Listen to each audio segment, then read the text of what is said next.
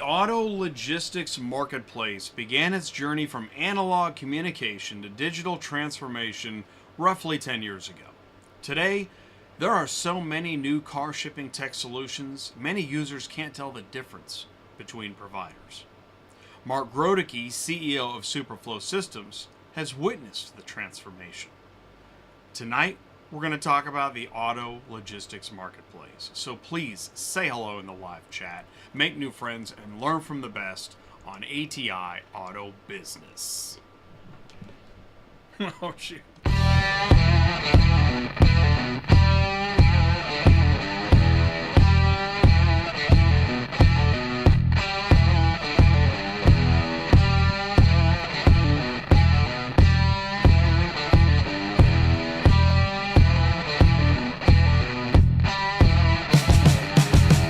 Hey, what's up, ecosystem? Welcome back to ATI Auto Business, Automotive Ecosystem. I have been putting this show together, figuring out exactly what I wanted to do, and I'm running late.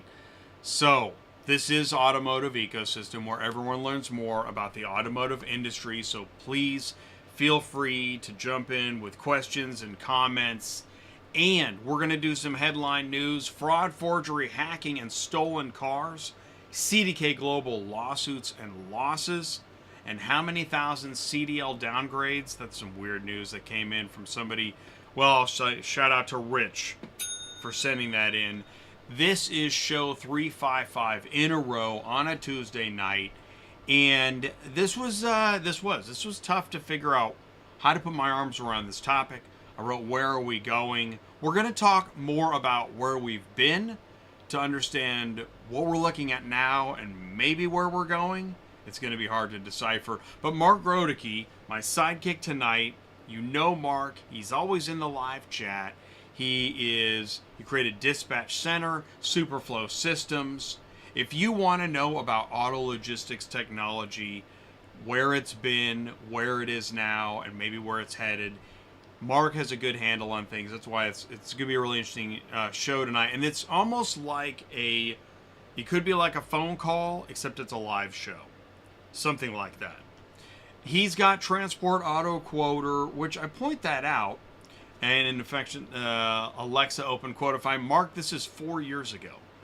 4 years ago we did this promo. When I did Auto Transport Software Update Q4 2019, load board mobile app TMS CRM, and you've got number 5, Auto Quoter. Part of it was to try to explain these parts of technology that I think of carriers when I talk about technology the most, and that I don't think at that time they really understood the different parts. I mean, how would they? And they're being faced with, okay, you have this mobile app and you do these things. I think that things have changed a lot since 2019. And now, instead of just focusing on logistics and tech, yes, I tell you, I want to help you know your ecosystem from new dealer auction into logistics, into all the changes, remarketing, recon, compliance, and tech. That is the ecosystem as I see it. I talk about it on Tuesday nights at 7 o'clock Central Time. Last Tuesday night, I had Jonathan Shaw, president of Hemmings, and what was neat about this classic car marketplace show is there was kind of a spike in interest, which was great. So, what's my takeaway? That maybe I can drift off into more niches within the broader ecosystem and see good things come out of it. So I'm going to be doing that. That's pretty cool. So on Thursdays, Industry Logistics, which is really a very different show than Tuesday nights. We had Kaylee, the parts girl. We were talking about fixed ops, dealer service. Fixed ops is something that we hear about a lot on LinkedIn, but in logistics, how often do we talk about fixed ops? But the comparison between what the parts department goes through in dealer service and what we go through in logistics, there's a lot of similarities. This Thursday, it's in process, top 20 load boards. I've got 18. If there's a couple that I'm missing, if there's something we need to know, we're looking not only at load boards with loads and other criteria. I mean, what makes a load board a top load board? Where to find it, and how long it takes to get signed up as a new carrier, because there are more new carriers than, I don't know if than ever before, but if there's always an influx of new carriers and then carriers exiting, there's always a need for education. So it's something to keep in mind.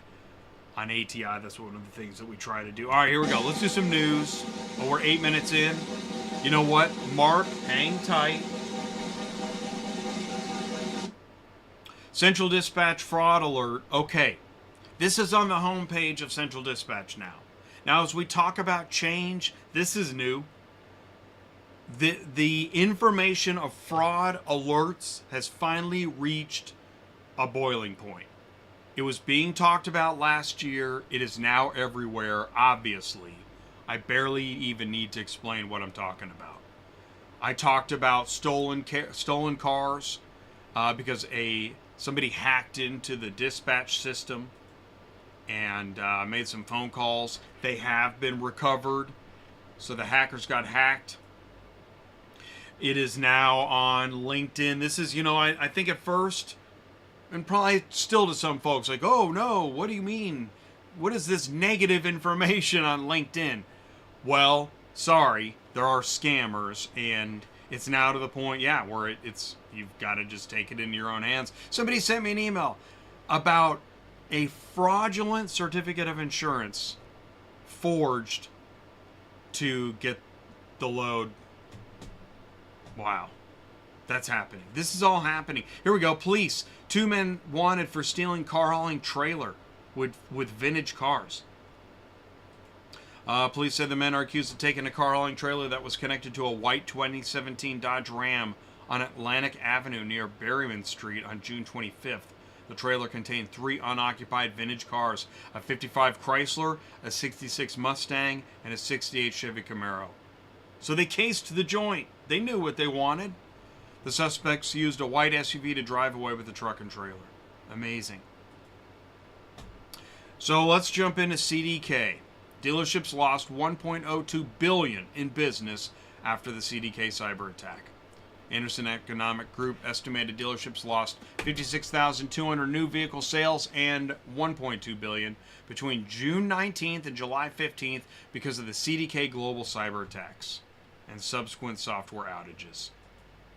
CDK ransom money goes through extensive money laundering schemes before reaching the hackers. Apparently, CDK Global likely paid a hacker group around $25 million, which seems like a drop in the bucket.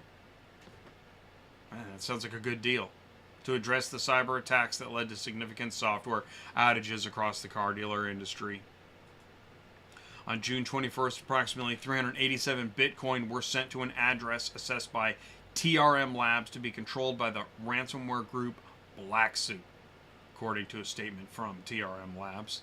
That amount of cryptocurrency was worth $24.8 million at market close on June 21st. TRM Labs marketing wrote in an email that the company wasn't able to identify who made the payment, only the on-chain activity and the links to Black Suit ransomware group. So it's assumed. So what to know about dealer, consumer, employee CDK lawsuits? You knew the lawsuits were coming.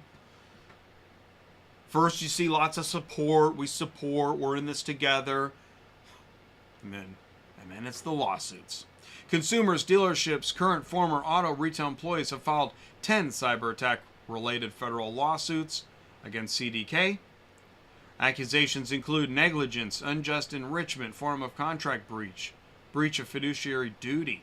CDK has not yet filed responses to any litigation. As of July 11th, a variety of plaintiffs claim to have been harmed by CDK.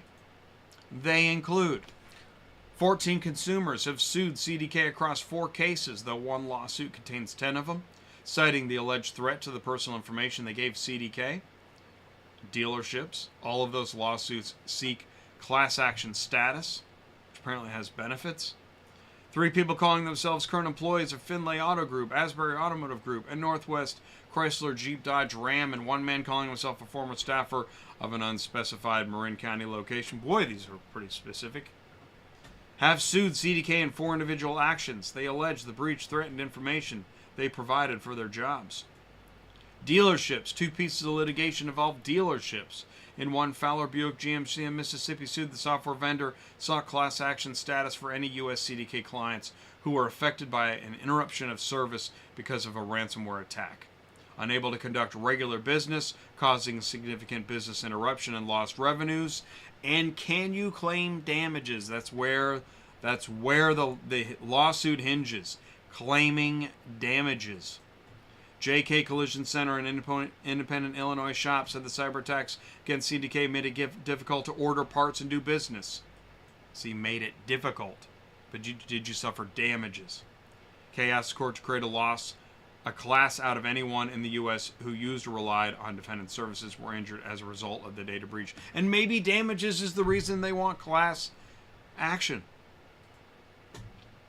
The good news continues. Hyundai pushed fake EV sales reporting scheme, a lawsuit claims. Hyundai said it does not condone any intentional falsification of sales reporting data and has launched an immediate investigation. I demand an investigation. Lawsuit filed in U.S. District Court, Northern District of Illinois and Chicago, alleges that Hyundai sales executives in the automaker's central region offered dealers allocations of high-volume vehicles and incentives if they agreed to code unsold EV inventory as part of their loaner fleet. Dealers who refused to comply were denied allocation of high-demand vehicles, as alleged, according to the complaint. There it is. The lawsuit also claims that non-compliant dealers would not be rewarded manufacturer coupons called Flex Cash that retailers could use to discount in-demand vehicles. Plaintiffs can claim that the consequence of not participating in the alleged scheme costs non-participating dealer sales revenue profits. Also claims that limiting choices of and incentives practice harmed consumers. You're always going to have 2 camps. Camps that say that didn't happen, camps that say must have happened. UAW President Sean Fain accused of seeking benefits for fiancé. We got anything but legal problems tonight, Jay? The new details are revealed in filing related to an investigation by the UAW's court-appointed monitor into Fain's decision to strip key assignments from 2 top lieutenants. My gosh. Next. 171,000 drivers face looming commercial license downgrades in November. What? According to a report recently released by FMCSA, a total of 171,000 CDL and CLP permit holders are listed in prohibited status, according to the Drug and Alcohol Clearinghouse. Oh, great. So you got all drivers with at least 1 violation. Wow, near 250,000. CDL holders in prohibited status greatly outweighs CDL holders in not prohibited status. So the war on drugs is going well. If those CDL holders fail to complete the return to duty process, they risk license downgrades. November 18th is hammer time. And of those prohibited status, 130,000 have not yet begun their return to duty process, which is not the flip of a switch. Wow. In other news, overall wholesale auction volumes rise through June. And a 29% spike in commercial consignor sales pushes overall year-to-date auction volume increase. Okay, that sounds pretty good. Good to know. And I did see a report that Manheim is saying that affordable vehicles are coming soon in wholesale. So we'll look for that too. The news of the day, and this gets us into Auto Logistics Marketplace. I told you we'd get there. Ship.Cars launches real-time tracking feature for vehicle shipments. Now, one might say, did that not exist yet? Ship.Cars launches real-time tracking feature for vehicle shipments. The auto logistics technology provider announced the addition of a real-time tracking status link feature designed to give end customers updates on their vehicle shipments from dispatch to delivery.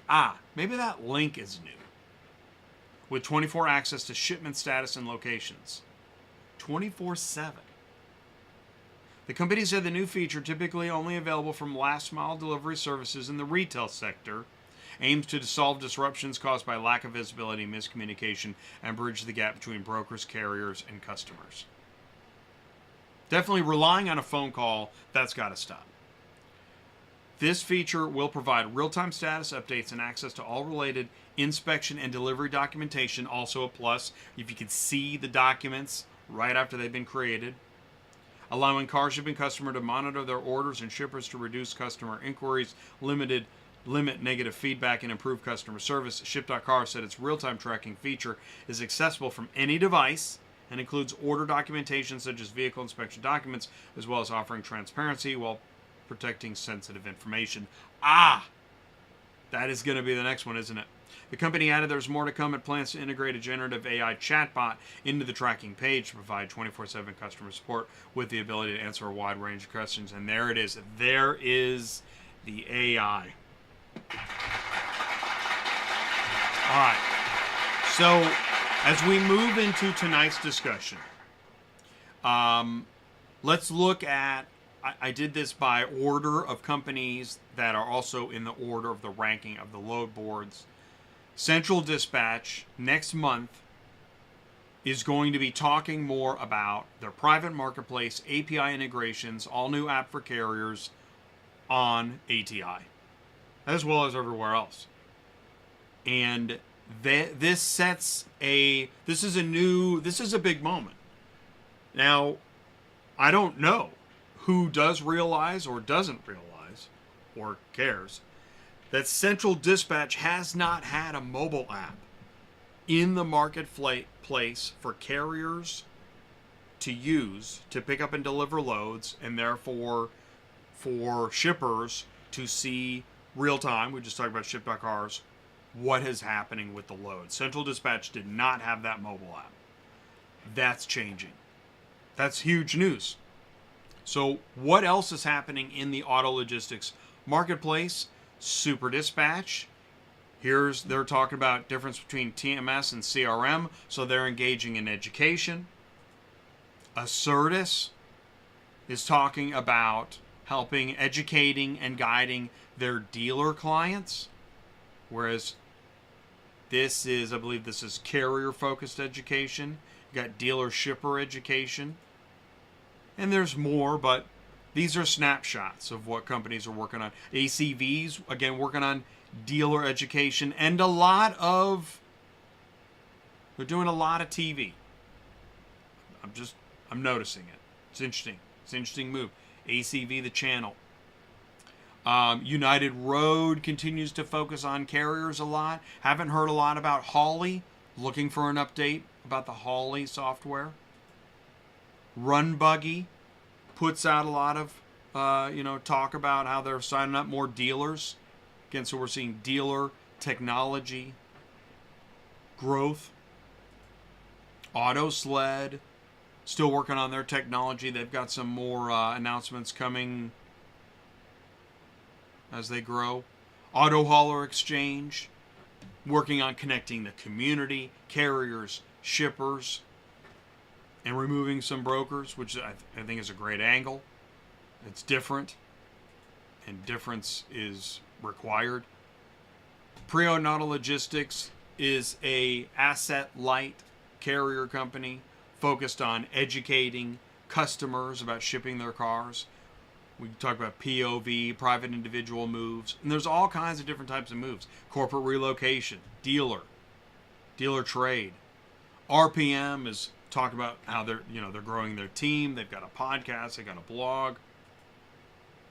Message Plane. What's Message Plane? Message Plane is a CRM, promoting it on LinkedIn. Hop Drive is not an auto logistics tech company per se, but working with auto logistics tech companies to provide services. And this is where as we see the ecosystem expand, I always remind folks, ATI, we're in the middle. We're third party, not owned by any one company. That is actually the benefit of tuning in. ATI is where everyone learns more about how the automotive industry works without any one side getting the narrative week after week. Now, why is Simon Cowell duct taped in this image? And the answer is, I had a phone call recently that I learned I'm not alone in thinking that, it's hard to make sense out of what we see, what we hear, what we know, and what we experience. There is a lot of narrative that doesn't reflect reality, constantly being pumped out of the television. And I don't mean just the TV. I mean the social media that we rely on for information, for networking, and for business. It's a strange thing. And I talked to somebody at a company that literally was so wound up about it that they just can't even really do a show right now. And I thought that spoke volumes about what's happening in the marketplace. There is something strange. Here I'm going to show you a video that will, I think, help explain. Jay, what are you talking about? Okay. I think that the sound is... Oh, wait. Here we go. Hang on. Check. Okay. Going to California, 30,000 pounds. Now look at this old dumbass shit right here picking up in Florida, going to California, 30,000 pounds, 3,000 miles for 4,200. You going way to California for a motherfucking $1.36 a mile. That's crazy as a motherfucker. Let's look at this old dumbass load, see what you gonna make off of it if you was to run this stupid shit. Operating costs for this load gonna cost you $1,400. Fuel costs $1,800. Look at your profit. $884. You gonna run across some toes, you know what I'm saying? I don't know how much you gonna run across, but you gonna run across some. I don't think this load worth it on the real. I wouldn't go way to California for no 4,200. That's too many hills and mountains to be going through for motherfucking 4,200. This load right here is worth at least 9,000, you heard me, 8,500 for sure to go way out there for that old dumbass shit. Let's call them and see if we can get close to that or something. Hey, how you doing? Hello. Yeah, I'm doing good, sir. I was calling about this load you had picking up in Florida going to California. Is still available? Yeah, sir, that one is available. Actually, it's 2 pick, 2 drop. Can you do that? Oh, it's 2 picks, 2 drops. Yeah. That's why y'all paying 4,200, huh? Yeah, actually, I posted for 42, but the best I can do is like 4,300 on this one. Oh, can you do that? They are open for Saturday as well. Oh, so the most you could do is 43. Where all the drops at? Where the picks up? Where all I pick? That is in Medley. Gotta drive 3 hours to Tampa, Florida, and pick up the second one, correct? Yeah, you can pick it up the second one too on Saturday. And what? Fontana. Oh, so both of the drops in California? In Fontana, Fast forwarding California. a little here. Sorry. So, yeah, like these are. Hey, you mean to tell me you gonna pay me 4,200, man, to do that, man? God damn. Yeah, sir. That's the ratio here. Yeah, that's And crazy that guy, as hell, man. That's the most you could do for me. It's 43. Yeah, like. and the guy on the phone with the load, he laughed too. And there's the tell. You know, what the clip I just played, and if you want to see the whole video, I'll send you the link. The clip I just played, there was a time where that guy has a ton of views. It's on TikTok. And it got sent to me to check out. There was a time where nobody in an office had to worry that guy's opinion would get out. But that has all changed. And as we move further into this fraudulent, forgery, hacker, stolen vehicle marketplace future, which is here, and social media has ramped up to, where it is literally seconds away at all times. The business practices of yesterday that kind of got swept under the rug and your customers, your potential client didn't know about it, has ended, hasn't it? It has. So, I am glad to say that this is a channel where we're going to point those things out. That is our duty as ATI, Automotive Ecosystem, business channel for the marketplace and the people and the information. That is what we're going to keep doing. I'll tell you what, do me a favor, stick around. Right after this, we're going to continue this conversation Mark, we're going to bring it down a notch. Where are we going? Join us. We'll be right back. Are you completely stressed out from all the calls and the contracts and the verifications of loads where nobody ever answers the phone?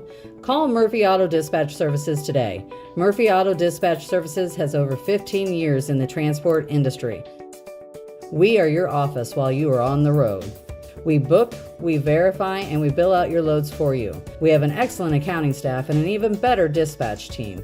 Give us a call today at 417-273-0021, or if you want to email me, it's murphyautotransport31@yahoo.com. Give us a call today.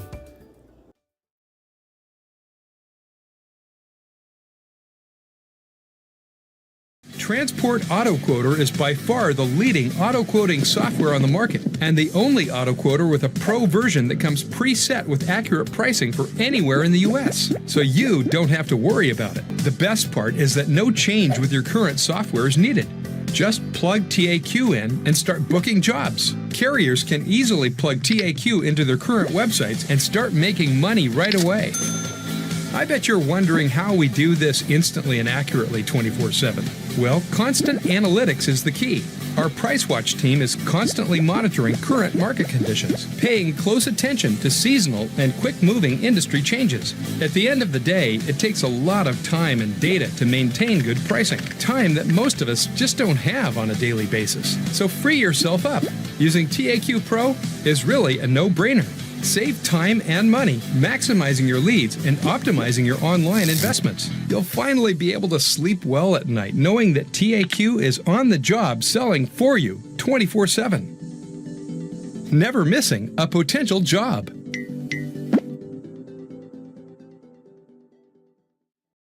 Don't lose any more sleep worrying about missing leads. Get Transport Auto Quoter to quote the right price the first time, every time. Run your business with TAQ. Visit transportautoquoter.com. And here to talk about it.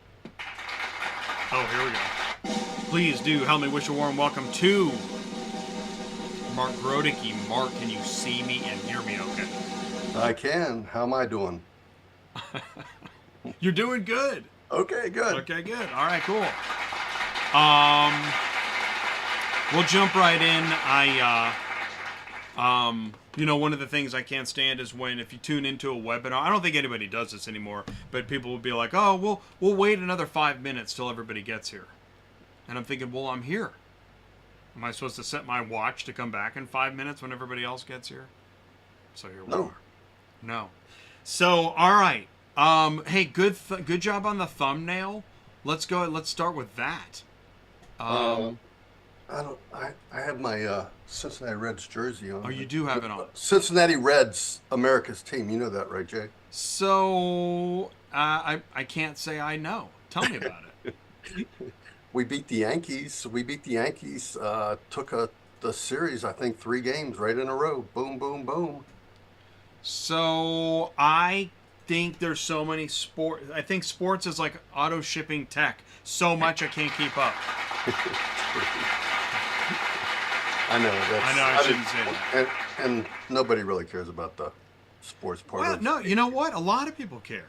I was watching some of the soccer. I actually think that Cincinnati Reds, not the Yankees American team, but a lot of people in a lot of states like the Cincinnati Reds and have grown up with them, listened to them.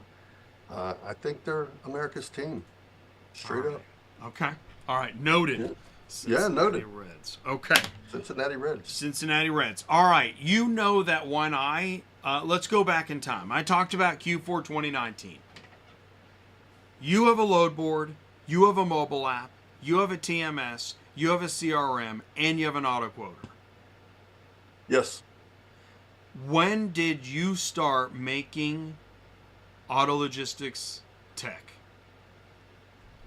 Right? It's before I even know, right?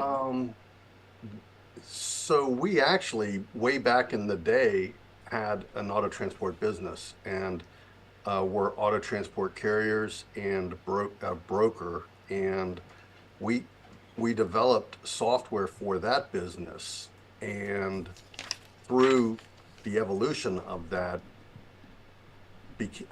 developed software that was state of the art. We had a lot of things that were proprietary to us that other people were asking for, and we decided to start marketing that to other auto transport brokers. Very close to the same time that J-Tracker was coming out, and Central Dispatch was getting a pretty good push in the industry. Okay, so I'm going to estimate like between 2010, 2012 ish. We had our, so for The time period you were just describing. other auto transport brokers and us selling what it was the classic version of Pro ABD back in the day started out as Auto Broker Dispatch, and we started that in 2007. Wow. All right, 2007. great. Okay, so, and this is how, I mean, because this is before, I'm putting this together on timeline that I've learned that I didn't start till 2012. By 2012, I was searching lows on Central Dispatch. Central Dispatch was really strong. I mean, they really had some gain. So was J-Tracker, right? Yeah. Yep. J-Tracker as well. All right. So let's do this. What happened between 2007 and 2012 in that 5 years? Let me ask you this, rather than leaving it open-ended. Were there any car hauling mobile apps? Was Ready Logistics the first one? I don't know who was first. Right. I don't know who was first. I think actually, Cars Arrive? I don't know. I know right. Ready Auto Transport had, they were on the move, and they were progressive in the day, and that's why Exactly. that's why Dealer Track at the time, I think it was Dealer Track at the time, Central had sold to Dealer Track, Right. and Dealer Track was purchased, or Dealer Track purchased Central Dispatch. Central Dispatch Right. from Wayne Harris. Wayne Harris, the From a original private individual. That's yep. right. And then And Cox acquired Dealer Dealer Track. Track. Yeah. Yeah, and somewhere in that transition, I believe is when Ready Auto Transport, really started gaining some traction, and they were innovative in the day. They were, which is what attracted Cox to them. They were innovative. They were good. So within this, and I think this is interesting within what we've seen, is that to be innovative, what is it, rather than me stating, as a tech company, to be innovative, how would you describe what it takes to be innovative? Cash, time, team? Yes. Right. Yeah. This is part of the problem. I mean, it's really tough. And now, look at what's happened. It's now 2024. Look how much, the reason I went back is, in the past 5 years, I've seen companies grow that, man, in 2019, we barely even heard of. Am I wrong? Well, I don't know what year did Super Dispatch or Ship.Cars, when did they come around? Super Dispatch has been around a while, and they were, Yes. I don't think the first with the mobile app, but they were the first ones that were really trying to dent the industry with Yes. the technology that they had. I think, yes. I'd say Super took what was otherwise just like a dumb terminal and turned it into something that served the user. Do you remember what year Super started? I don't know. Yeah. And because it's the one company I'm kind of close to in the past, I don't want to favor them as far as information. But I do think they've captured They were early. They captured the early. imagination of the carrier as it pertains to the mobile app. Right. And that has gone on so long that now Super's kicking some buttocks, actually, right yeah. now. So, and they again, are yes, but gaining some market share. I think the next 5 years are going to be very interesting. Well, I mean, we're about to because see. number one, you talk yeah. about the money part of it. The money part of Yeah. it, Central's committed 100,000 or 100 million, rather, million, yeah. 100 million, 100 million. to And they make never had a mobile Central app better. before. I mean, do you? When I hear that, I see that. I can't wait to see it. This is the killer move. This will either decide that they're taking all the chips back or not. Well, there, I don't know really what Central thinks about that. $100 million investment is quite an investment. Proportionate to what is available to Cox Automotive is probably insignificant and not that much, I would think. And Yeah, I agree. is that enough? Is it enough? I agree with you. I don't know. I don't know that either. We'll see what they come out with, and budget-wise, they probably won't disclose. No. Maybe you can squeeze that out of them. Well, I'm not worried about the dollar amount. Yeah. What I'm interested in is how will it be handled? See, and this gets into, okay, so part of this show, and I showed an image of the guy duct taped. There's something weird happening with information. In fact, Super Dispatch, with what they did with the mobile app, tapped into, it's not just about information. It's about your passion for X. And so I think Central Dispatch needs to tap into the passion. They can spend $1 billion, but if they don't tap into the passion, I don't think it'll matter. It'd be interesting to see what they And come up with. what's the passion? That's why I played that guy on the phone. Did you hear that? Oh, the driver who was looking for the load? Yeah.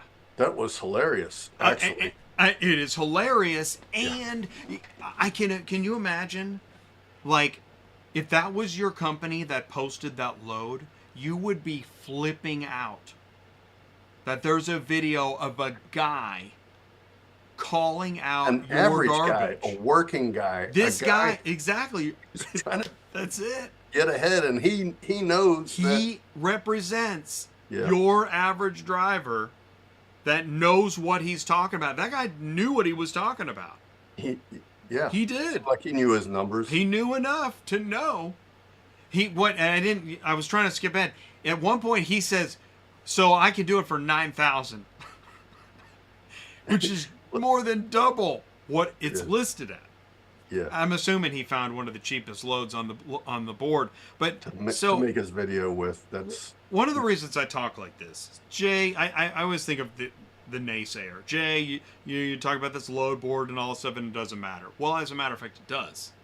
Because you can impress your client to all heck, but if they find out that their car got posted for cheap money, and some dude makes a TikTok about it, and they find out, it will hurt you.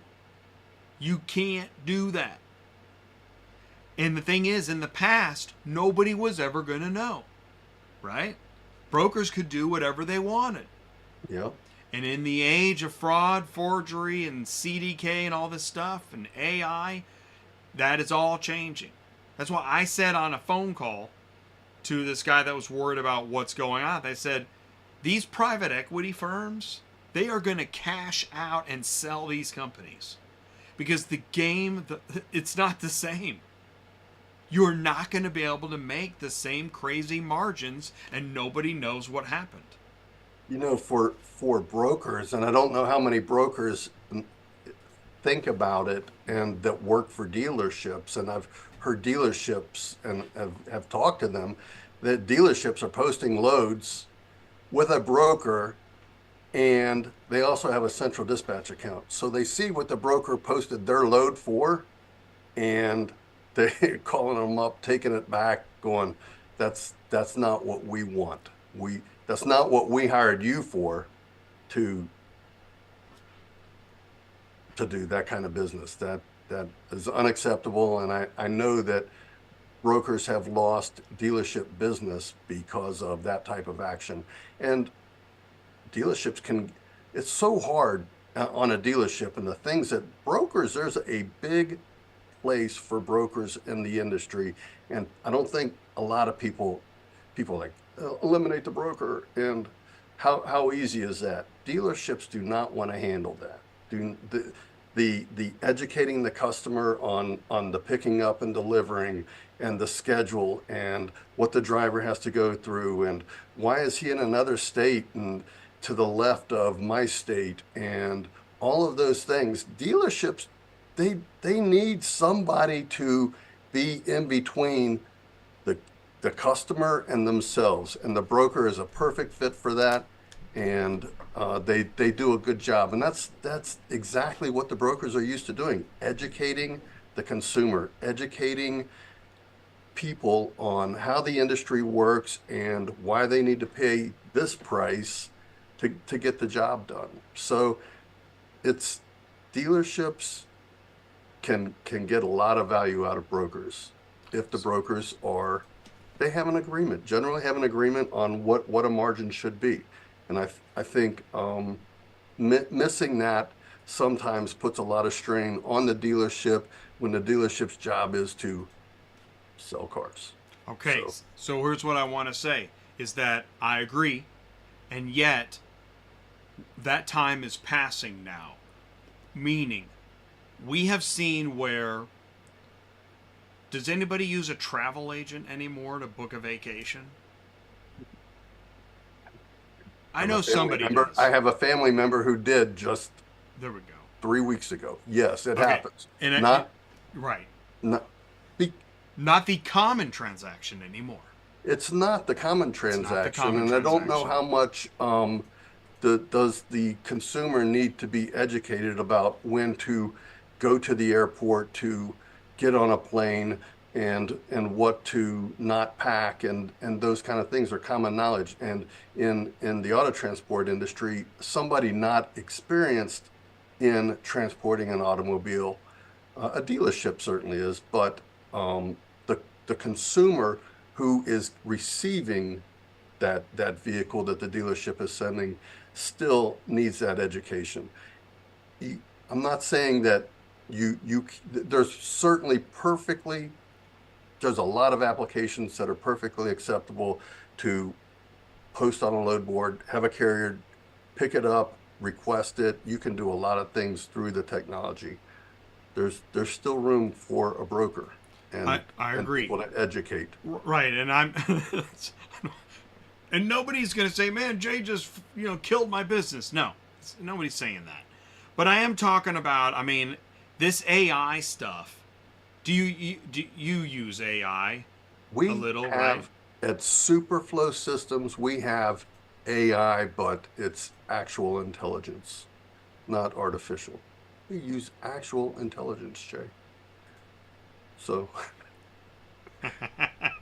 well, I'm talking about Brian went through. He went through a list of things. He's like, we've been using AI for forever, and we never called it that. Nobody ever called it that. But a lot of things that we do involve AI, which is termed AI today. So, yes, we do. So and we're bringing in more, actually. So yeah, well, kind of embracing which that. would make sense. Yeah. Yes. What AI can do for logistics, I don't even think we fully know. And the thing is, I agree with that. One of the, it's like it's my logic. I don't know. It might be oversimplified. I'm not sure, but I look at when car buyers, what they used to require from dealers, and what they no longer need from dealers is because of information and their ability to process it quickly, and their passion to research. If auto transport customers adopt this level of information ability to research and process the information, and then they're able to find a service provider that they believe in quickly, rather than, there's these games and phone calls. And will it be AI that finally helps connect some of these dots to change the way people ship cars? AI is not going away, and it's only that is only people are embracing AI. Even the user are more, they're embracing it. So it is going to do nothing but gain some traction in the industry, all industries, not just auto transport, not just being able to buy an automobile, but that is what amazing on the things about what is available on purchasing an automobile and a new vehicle, and what is available. You almost can, there's places that you can find out what you should pay the dealership, and they shouldn't charge you over that. And that, a buddy of mine he showed me, he broke it down. He said that, and right in front to the dealership, like, this is how much you're making. I know this is how much you're making. There's a holdback, and he said, I can never get a dealership to tell me what the holdback is. And you talked about in the industry news, Hyundai giving the cash kind of coupons that they could give somebody for something. That is something that that probably like a holdback, but I think there's an official holdback still that dealerships don't want to let that formula out. But that's what I think. So it's available. You shouldn't overpay today. Today's market, you should not overpay. So I think this brings us to another aspect, is that I'm not sure if the shipper is overpaying, but the carrier feels like they're getting underpaid. That seems to be one of the largest issues that requires fixing, which is why that guy's video, again, is so relevant. He is not alone. There are 100 carriers right now on the phone really irritated with the rates right now. 100%, and rates are definitely down from what they were a year and 2 years ago.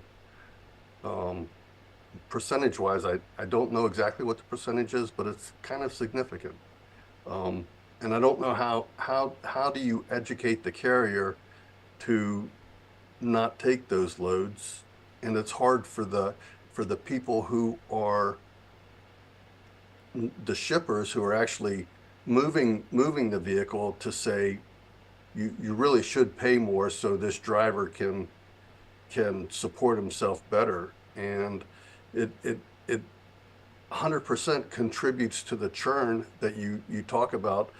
A guy selling his 10-car carrier, his 7-car carrier, his 3-car carrier, and somebody going, whew, I've heard in the past that you can make a lot of money delivering cars. So next guy buys what this guy's selling, and the whole process it's just a churn. It is something. The way that cycles, and the DOTs and the authorities that you mentioned. Well, the industry news. The marketplace would say, well, that's tough. That's the marketplace. That's 100%. Tell a shipper you should pay $300 more, and I'm trying to sell to get that deal that really you should pay this because this is what the driver's going to need. And he hangs up and goes, you know what? When I filled out that form, I got 3 other quotes. Let me see. And he calls somebody, or somebody calls him because his phone's probably ringing if he filled out a quote form. And somebody talks to him and goes, no, you don't need to pay that. I'm going to do it. I can do that for $300, and I probably can get it picked up pretty quick. So how do you stop that cycle? That we should ask Chat. Well, and then this is where, you get what you pay for, but if you can move it cheap. It is kind of what a little bit you get what you pay for. But when it's across the board, and everybody's paying it, Where's the difference? I'm gonna say here's what's hard for me to watch is I know carriers go through this revolving door Yeah. with cheap freight. They're all saying don't haul cheap freight, and everyone's wondering who hauled it, right? And the answer is you have no idea. You don't know the guy that hauled it. Exactly. You never will.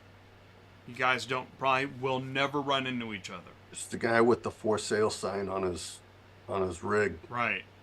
It's But in as that's happening, as the churn of the carrier, there are companies that benefited from that churn, and they continue to get bigger and bigger. It's hard to watch. the cycle just keeps going. And talking about it certainly doesn't help. I mean, It hadn't helped so far. How long have you been on? it's not going to Been saying it for help. How long? And it's not going to help. It's Yeah. not. So I'm not sure what talking about it does. I suppose it's a form of, dispatch therapy. But that is what I see. I think this is what happens though. There's a certain point where one or more of those companies that have gotten so big, the battleship is slow to turn, that then one or two people decide to sell the battleship, and now all the people that were on the ship are scrambling for a new ship. And that's when they realize what it feels like to have been in that churn all along. So I talk about it because I don't think it's not sustainable. What do you think of that? I think it is. It should not be sustainable, but history. Some of the battleships will remain, but not all of them. And that's no. part of the. No, and I That's part think of it's the up game. to the carrier, because there's plenty of people who do have contracts and who pay well, and it's up to the carrier to find those and to not be available for the inexpensive freight. And so the carrier doing his due diligence and finding his own loads and maybe supplementing, or finding a broker that they have worked with that pays the right price, because those loads don't stay on the load board for very long. So work with a broker, work with dealerships that you can go in and say, I need this much money, I'm going to be here on these days, and I can pick up, I can bring back. Those kind of things for the carrier to build a business that they can one day sell. That's the way for them to do that. Getting loads off the load board is not a sustainable business in something that you can sell and Okay. kind of support your family on. And you open a business to build the business and to grow the business, and to one day take the check and go do something else. Okay. If you don't have a book of business, as somebody who's giving you contracts or a known amount of money to transport from here to here, one where you can always go back and do it, you don't have a saleable business, and you're selling your truck for whatever the market value is for your truck. But you're not selling your business. When you sell your trucks, you should be selling your business, and you have to manage the business and get the right type of business for you to be able to do that. So the technology, and this comes back to central dispatch and the passion I'm talking about, is that many companies will always post their loads, just like the dealer took the business back from the broker. The dealer's going to post their loads on the load board. They just need to get them moved, and they don't have time to build relationships, right? There's going to be those companies, right? Like listing stuff on eBay. Listen, I don't care if it's Sally or Jimmy or Jerry. I just want to sell it. Okay, there will always be that. So if Central Dispatch, which has the most loads available from companies that are looking for shipping, is able to then, with now their new mobile app, tap into the passion of a carrier that wants to build a business they can sell. Now, they've done more than create a new technology. It's still about relationships and working with somebody, not just a one-off. And the privately owned vehicle, mom and dad going to Florida, son or daughter going to UCLA, fly the kid, ship the car. That type of, you can fill your truck with that, but that may help feed your family and pay your bills right now, but that's not part of what's building a business. And that's what you need. And I don't know that the mobile app is going to change that as far as making relationships, unless they built in some technology to offer loads to a certain sect of carriers first before it goes to the public.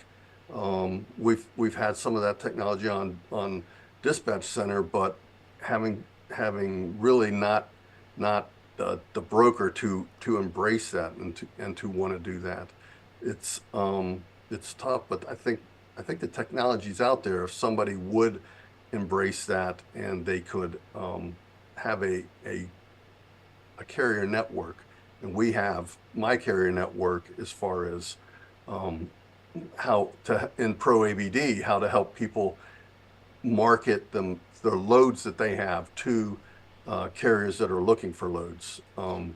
We have some technology to help with that, but I don't know. It'll be interesting to see what kind of technology that Central Dispatch wants to embrace, if they are looking for ways to do those kind of things, to help brokers get their high-paying loads to carriers that are reliable and that have the reputation and that want to build their business.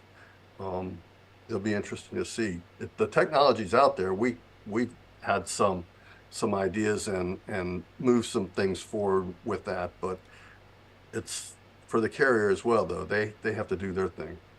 So I think you've made a good point of pulling us back into, if you help the carrier build their business, Yep. has there not been enough focus on this? Well, The focus has always been on the shipper, right? I mean, well, lot everybody of it. wants the carrier. Everybody tries to say we have carriers. We have 15,000 carriers. We have 20,000. We have the carriers, but is that somebody who is hauling their first load after buying something that they just bought a new used rig that's new to them, and they have their DOT and their authority now, and they're ready to start? I don't know. I don't know. Everybody wants the carrier, but who's embracing the carrier to help the carrier make a business that they can prosper on and move forward, and then have something of value that they can one day sell. So I don't know. Have you witnessed kind of the awkwardness of where we'll say like the average car shipping tech company has to stand next to a carrier and try to relate, and it seems awkward? Have you seen that? At the shows? Anywhere. I've seen it live and on TV, where somebody who relies on a carrier to move their vehicles has a difficult time relating to them. And I've always thought, that's strange. It shouldn't be so hard to relate to them. Are you saying for the carrier to relate to the shipper or to the broker? To the broker. Yeah. To the broker. Well, I think, honestly, I think the brokers, they may want to hide a little bit because of the reputation that, they're making all this money, and and that some, I've seen that, and it does happen, but I don't know if that's some of it is just the consciousness of the broker being bothered that they know that, hey, I just made $350 on this load right here, and this carrier, they actually didn't do so well. We had in the budget to pay the carrier more, but we posted it out there early, and this guy picked it up, and that can be awkward, I believe, and not so engaging. Who wants to engage in that? All right, I want to stay on this. Do you think that, I mean, is there anything there? Should, we know that in real life, something can feel awkward. And it can be a topic where we're like, well, obviously it's awkward. But in this case, broker stands next to carrier, feels awkward. Is there any validity to it? Or, so I feel awkward. So what? Or, wait a minute. Maybe there's a reason. I think everybody's different, and everybody represents themselves. And if you know that you do a good job for the carriers, I think you would not have any problem making eye contact, shaking the guy's hand, and saying, "Hey, thanks for helping us. Thanks for doing a good job. We appreciate you." Instead of kind of not making that eye contact, not embracing the relationship. This is a tough topic, It is tough. I mean, but I don't know that there's. I don't know how much opportunity there is for a broker to be standing next to a carrier to have that awkward feeling. Well, probably happens. I'll tell you what, more maybe carriers, not enough. More carriers are going to trade shows now than before. Yep. Which ATI might play a part in that. I'm not sure. Just as there are now more repo. This is one for you. There are now more repo agents going to shows than before and standing next to lenders. Right? Yeah. And it is awkward. That is awkward. It's awkward. And I would imagine guys, I would guess there's more than one lender saying, "Hey, can we not do this?" But I think there's something productive about that too. I mean, let's look at like a Japanese, traditional Japanese auto manufacturer. The CEO does exercises in the morning with the workers, right? with Am I his wrong? white coat on. Right? With his what? Right. Yeah. Now, I don't know if he still does, but that was the traditional, and that was, Kaizen and all that stuff. I mean, there are theories. Bet they do. I'll bet they still do. I bet they still do. There are theories about this. I don't know, and this gets into the duct tape stuff. I'll just say this. What we see on LinkedIn is not necessarily how people act. And just saying that is a problem. But it's true. That's not just LinkedIn.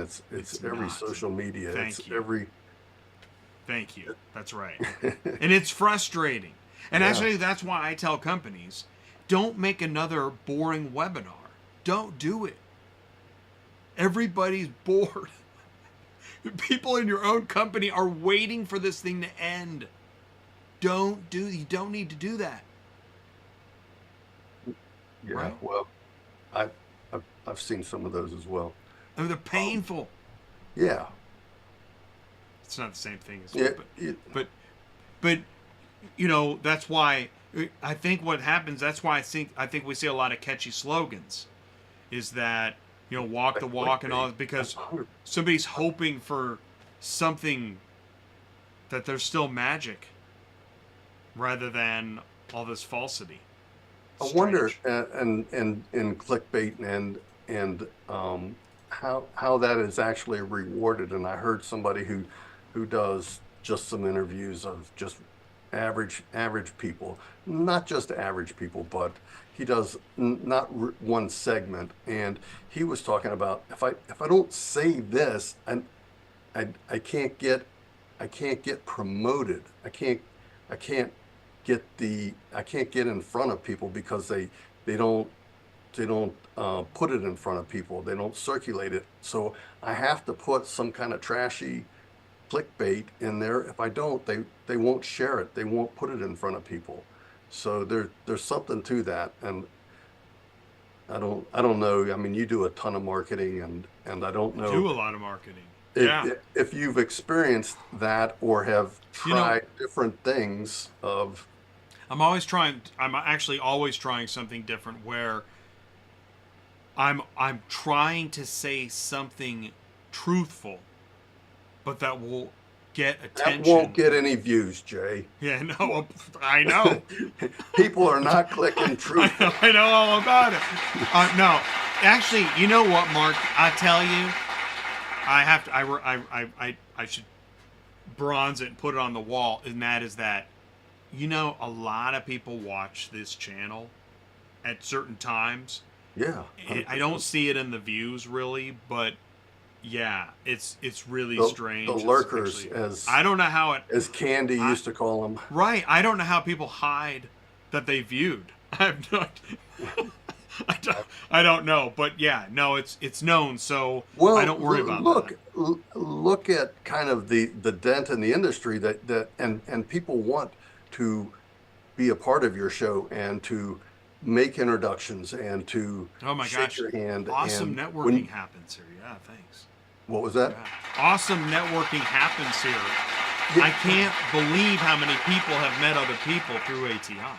100%, and really kudos to you, and the swing of how you have taken your channel and broadened the audience and the I love viewership that. of who this show is interesting to and relevant for. You've really done a good job of starting and getting some traction and then broadening the whole scope of what you do. Thanks. Really. Well, thank Yeah. you. And I really try to continue to connect with folks that probably seem out of reach of what, like we're talking about auto logistics technology right now. Here's the good news. I think auto logistics tech, and in naming the show, I called the show Auto Logistics Marketplace. Do I call it Auto Logistics Tech? Do I call it Auto Logistics Overview? This is the day-to-day marketing decisions that are actually difficult. Getting back to what somebody said, then I got to say this. Here's what I wanted to say. Kool-Aid Splashing. There, I said it. Kool-Aid Splashing. There is so much Kool-Aid splashing now that if you're anywhere near somebody splashing Kool-Aid, you are drenched in Kool-Aid. And it seems like I think a lot of people now think splashing Kool-Aid is just normal talking. And no, they don't. Before, in the old believe days, that. we used to just drink the Kool-Aid. We didn't splash it. Oh yeah, no, you Drank got the to Kool-Aid. splash it now. Oh my gosh. And yes, I think it's changed, and I think social media is to blame for that. Oh my gosh. Yeah. So and It's you and I had a changed conversation the other people's day realities. on social media, and I shared, and I think it surprised you that I don't engage in social media, not Facebook, not Instagram. I have an account, but I have no idea who is posting what on Facebook or who has friend requested me for the last 2 or 3 years. It just it's Oh my not God. productive Yeah. for No, me, it's not. and I have plenty of other things to do That's why- instead of getting sucked into This that. is- LinkedIn is a little LinkedIn, different. yes. I do like It's a business LinkedIn, network. and I do engage in LinkedIn, but LinkedIn Kool-Aid can splashing still, it. Well, that's the problem. And now, like, I can't believe when I'm scrolling, 1 out of 5 posts, I can't believe. They're so Facebooky, or just really? yeah. I don't even know. You're sharing what you're wearing, or you're, like, I mean, what? I don't know why. And who's I don't I get just it. don't want to invest my I time don't know why. in But I somebody think I like- do know why. What's happened is, rather than splashing Kool-Aid, it's just this need for, I look at, hey man, I'll say this too, I look at this too. I've been making content since, I say the 80s. That's your Okay. job. It's a totally different. That's your job. Well, that's and I you know what? I'm now lost in the paparazzi social media need for attention marketplace. I thought I was embarking on a career of media, and I am surrounded by people taking selfies. And I'm like, man, this is crazy. Yeah. It's weird. I don't It's know totally if it's weird. if that cycle's going to come around. Everything's cyclical. I know, and I think about pendulum. that too. Well, and that's why what I try to do is tap into Stefan Family. Thank you so much. I appreciate that. Stefan Family says about everybody says we have the carriers. They said very true. They watch most of the time on demand. Yeah, thank you. Well, live or on demand, it's, you know, and I listen to podcasts and stuff when I'm able. I don't really watch much live, so I get that too, right? I mean, because we're all busy. We have about Podcast a million is easy. podcasts. You can do that while you're running, Exactly. working out, driving. And we binge watch TV. We do everything on demand. Yeah. Oh. And so I was Yeah. going to tell you on as you talk about social media and LinkedIn, last night I was in the grocery store and I get the ding LinkedIn notification. It says Jay's mentioned you in a post. I click it and it's got the image of you and I having a conversation about auto transport logistics. And I sent you I sent a text message. So I was in Kroger. I'm just quickly I sent a message to you and I said, your guy did a really good job on photoshopping that image. And I didn't realize that I had sent it to my former father-in-law, Jay. His name is Jay as well. And I didn't know it for a couple hours. And It launched a scandal. He responded back to me and he goes, my big bass photo, is that the one you're talking about? And I was like, big bass photo, what? And I was like, oh shoot, I sent it to the wrong person. But he's like, for a while, he's going, man, I didn't think anybody would pick up on that big bass photo. That Oh my God. The bass photo. There'll be a bass photo investigation committee. well, he's like, look at this one I got. And That's awesome. And Well, he- hey. Oh, I didn't say, hey, I didn't say anything. It was sent to the wrong person. He was just like, oh man, they caught me. I don't know how he figured that out. that's so but funny. Well, now that's like Kismet or Karma or one of those weird things. Hey, Stefan Family asks, how can SuperFlo help a small carrier? So a couple things.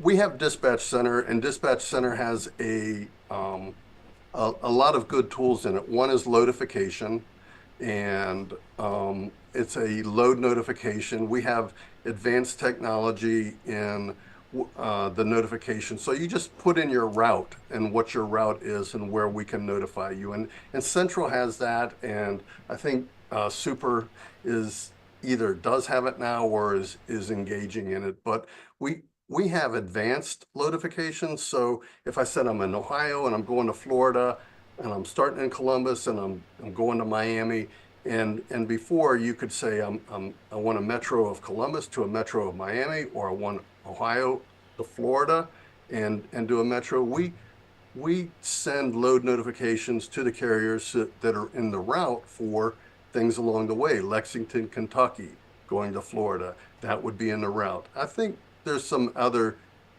advancements being made in that as well. But loadifications is one, and I think one tool that is not really utilized as much as it is as powerful as it is Route Scout. And being able to route scout loads, to be able to find a load and what is going to pay the most, what's going to pay the most for the route that I just put in that I want. And these are the loads that are available. But we have some advanced technology with that as well, which interestingly enough, it's not only limited to the loads that are on Dispatch Center, but you can put in your central dispatch, your carrier, central dispatch, and when you search, you can click a button that says, I want to bring in the central loads. So it's giving you all of the loads essentially that are available for that route that you want to run. And as you route scout it and you say, how many positions do I have on my truck? Route Scout will give you scenarios. It'll start with the highest paying load for that route, and it will present that to you. But interestingly, in how Route Scout presents itself, we if you say I'm in Columbus, Ohio, and I'm going to Miami, Florida, and you start and you route scout that and you bring all the loads that are available, we tell you in a report for that scenario of vehicles, if you have 5 or 6 or 10, doesn't matter, but however many are in there, we tell you how many miles you have to drive if you're starting in Columbus, Ohio, to pick up your first one, tell you the order to pick up, and tell you the order to deliver. And if you say you want to end in Miami and there's something that delivered in the Keys and then you had to end up back in Miami, it would calculate that too as well. So it gives you your total miles and your driving miles in both scenarios and how much you're making dollars and cents per mile. And I think a lot of people do not know how much they are making when they're driving for the loads that they have. So the scenario of the highest paying load, that's the first scenario. But if you look at the different scenarios that are available to you, the third or the fourth one down, you may make 50, 60 cents more a mile if you take that selection of vehicles, and the dollar amount that you grossed may be different. It may be lower. You may be making a lower dollar amount in revenue, but the more dollars and cents per mile could be in a scenario that's further down. And that's the important thing. How much am I making per mile as I drive? And we tell you in that report, in that scenario, as we break that down, how many miles you're driving, how many dollars and cents you're earning for all the miles that you're driving, from when I picked up my first one to delivered my last one, and when I started, made my first pickup, made my last drop off, and then go to the destination. We break that down. It's a great tool. It is really a great tool. And it's not just loads that are available on the load board. You can take loads that are assigned to you and put them in a trip and then route scout the trip. So it's a really very, very cool tool. And I'm putting something out right now that's not public and hearing it first on Auto Transport Intel, Jay. But we have something that we're testing right now. I've seen it work. Is a carrier from their central dispatch account can say, with a Chrome extension, these loads are assigned to me, sending it to dispatch center. Click the button, send it to dispatch center, and it comes back with a bill of lading that the carrier, a digital bill of lading that the carrier can click to open up the bill of lading and do the inspection. But additionally, if you take all the loads that are assigned to you and you just send them over to dispatch center, whether you do the bill of lading or not, doesn't matter, but you could put them over to the driver in dispatch center and then create a trip. And then almost every load that you are working with generally is on your central dispatch account. If you send those over to dispatch center and route scout it, you'll know pretty easily what the dollars and cents are for what you're getting. So thanks for that question. Two-part follow-up, two Yep. parts. Yep. One is this a paid service? Yes. Yeah. So dispatch center is a subscription based for the carriers. Okay. And then I want to go into part 2 of that, which is the why, which gets us back into helping the carrier develop their business. You know, one of the things I was thinking as you were talking was, how many, I'm just going to say broker, because this is carrier terminology. When a carrier describes the other person involved in the transaction that's taken part of the money and that doesn't seem to be helping them develop business, but rather just is in control of the load, they're always called the broker. Okay. Yeah. How many brokers, we say they have the carriers and all this stuff, but are working with the carriers to help them develop a business? It sounds like that's something that you're trying to do with Dispatch Center. We have technology that would help brokers, and we haven't really advertised it very much. We developed it for one broker specifically, and it's a technology where they can post their loads initially, and a carrier that is in that broker's network can see the details of the order first, and other people can kind of shadow it and see that it's there, but they can't request it yet until the time limit that the broker selected is expired. But the other thing for the carrier that doesn't have that broker relationship, they can, if they click the request, they're told, this is what you can't request this, and because you're not in the preferred network of this broker, but here's what you need to do to get into that preferred network. So it's a good tool. It's not utilized very much right now. I would like somebody who wants to take care of the carriers that are in their network and give them first opportunity at the higher paying loads, that they could maybe embrace that technology. So are you muted? Are you muted? Check. Thanks. Thank Yep. you. I'm wondering, because you said, things move in cycles. They do move in cycles. They move in slow cycles.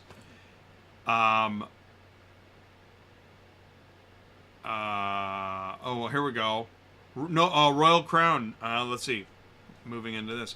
No more subscriptions on load boards. I stopped using Dispatch Center. It was full of old jobs and duplicated jobs that were on Central Super Car Ship.io. I'm reading this now. Oof. I understand that. Okay. People cutting back and doing their things, and just it depends. What level of service do they want, and how do they want to utilize the tools that we have? It is subscription. It is subscription. I've tried to figure out how to not make it subscription and to bring more of the cost that we need for the development into more shared cost with the shipper or the broker. Isn't that the problem? I mean, that is one of the... And so, these large battleships, how have they figured out how to... I guess it depends on in your business model. What you do is you make a ton of money off of a few parts, and then the other parts are free. Well, that could be. So is that what it is? Certus is very, very, huge. Certus company. And ACV specifically, they're like, we don't charge for our load board. They don't really have a load board. They have an available list of vehicles they want carriers to log on to and take from their available list. It's not a commercial application. They have their loads. If they had a load board, they would have other brokers' load boards. That's not a load board. It's an available list, and you're giving a carrier the opportunity to engage in my available list, and hopefully, because I'm somebody who has an available list and not a load board. A load board is multiple companies posting loads that are available for the carriers, not I have an available list and I hope some carriers log on here and take the cars that I need to move off my available list. That's not a load board. That's an available list. What an education. I'm telling you that. I love what you're saying. Because, I mean, you're chipping away, because I say these top 20 load boards, and I'm going to start using available list but I'm still going to say load boards. And in fact, Royce at Auto Hauler Exchange, he says Auto Hauler Exchange isn't a load board. Same thing. It is an available list. They take orders from dealerships to move cars. They're their orders. Auto Hauler Exchange's orders. They want a carrier to log on and take their order. It's not a load board. It's an available list. Okay, Central Dispatch is a load board. Central Dispatch absolutely is a load board. Why? Tell us why. They're post. They have every load that's available in the industry to ship, almost posted on their load board. They take listings from multiple shippers, dealerships, and brokers, and they're posted and available for carriers to look at, engage, and hopefully can request, and to make a contact with the shipper, the dealer, or the broker to take that load. They have loads from everybody. It's a load board. That is a load board. What is so interesting is, I mean, that, since I love that we're talking about this, I think they're charging about $150 per carrier on average ish. Actually, I'm not sure. $135. I think, and Sue has touched on that in one of the Thursday shows, that people. I think if you've been around for a while and you were at this rate, I think that they haven't bumped you. But if you're new, you may be at a higher rate. 100%, I'm not sure about that, but that's what I suspect, and I've heard it. I've heard Sue make those comments, and I think that that's probably true. All right, and here we are. We're getting to the meat of it, because I was talking about Central Dispatch tapping into the passion. And here is Royal Crown says the problem is Central has a monopoly on the auto transport market and offers little protection for carriers from double brokers. Central doesn't provide half the services that Super does. Now, I think Sue would say the same thing. And I'm saying it's not over yet, though. Central It's still not over, has, and yeah. the monopoly. Super is making some inroads and gaining some market share, and I see it every day. I see and Central. There has to be some kind of red flag that went up that said, hey, why aren't people dispatching through Central Dispatch? Well, could be because they're doing it from a different load board. Dispatch Center, Ship.Cars, Super Dispatch. They are providing the services that Central Dispatch is not, and that they're Central does have a monopoly, and they have been called the 800-pound gorilla, but they're maybe leaning and swaying a little bit on top of the Eiffel Tower as they're doing. Other companies are making some traction against them, and Central does not have the loads being dispatched through their platform that they once had, and I think that's exactly why they've said, "Ooh, we better do something," and hey, let's put $100 million into an investment of our technology, make it better, and try to stop that bleed, because there is a bleed there. I see it. They have a bleed. So, first of all, okay. Alex said the Central Dispatch is $124 a month. And one of the reasons I thought it was a little high on that number, but I know there's other things you can get, like load notifications, and I believe there's other upgrades you can make.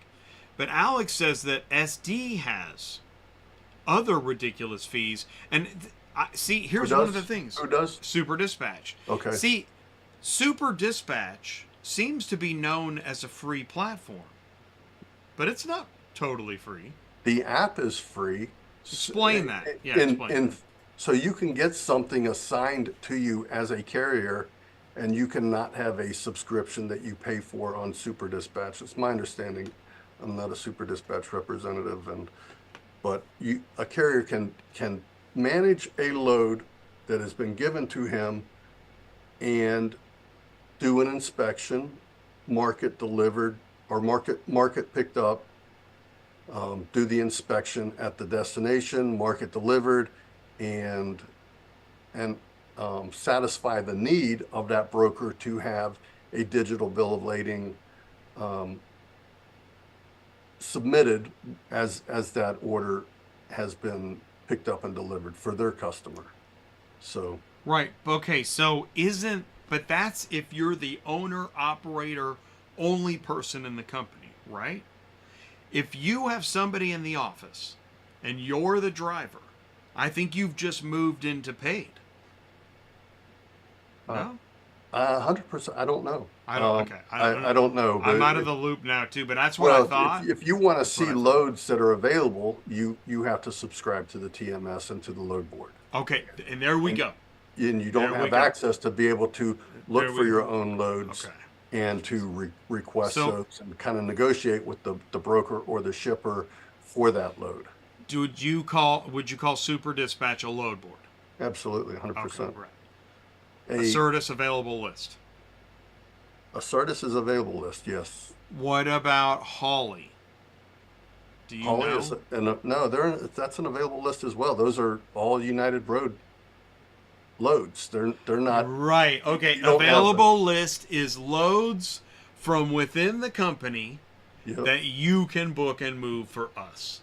For us, exactly, for us. Company on Holly, do you see a Certus's loads on Holly? No, it's just United Road. Okay.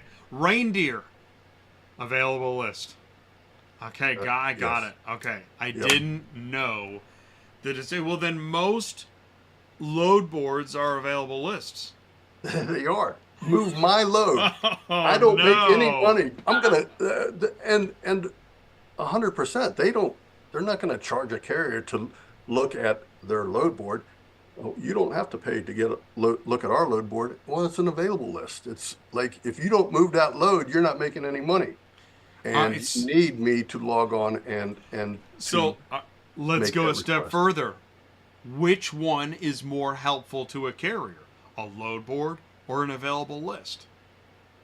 I think that 100% depends on who has the available list.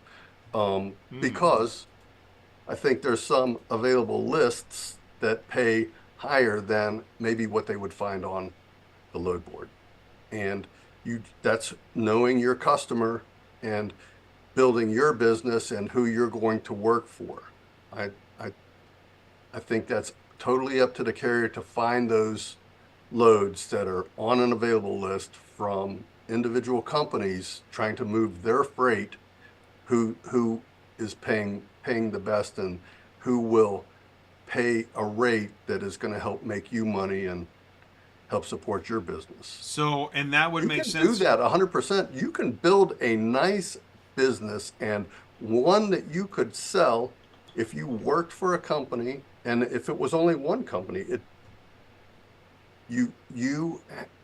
you're taking loads and they're high paying loads, and even loads that, and I know ACV is one that will offer this to carriers. When they get an order, they don't even post it on their available load list because they're just faxing it or emailing it and assigning it to the carrier that they know runs that route, and they have built a business that they will just take all of the loads that are in that route, and they never even hit the available list for other carriers to look at. And I know there's companies that buy additional equipment to help move the volume that is available to them from somebody like ACV. That's not a bad thing. That's not a bad thing. You have built a relationship and you're working for somebody who they know that you're working for them specifically, and they want to take care of you. They want you to be profitable. They want you to do a good job for them, and they want to just feed business to you because you're taking loads off of their available list. Well, I was just saying, I saw that. Okay, so Alex says Holly's the best platform in the industry. Stefan Family says, is that a joke? This is where, so I just sidebar. I want.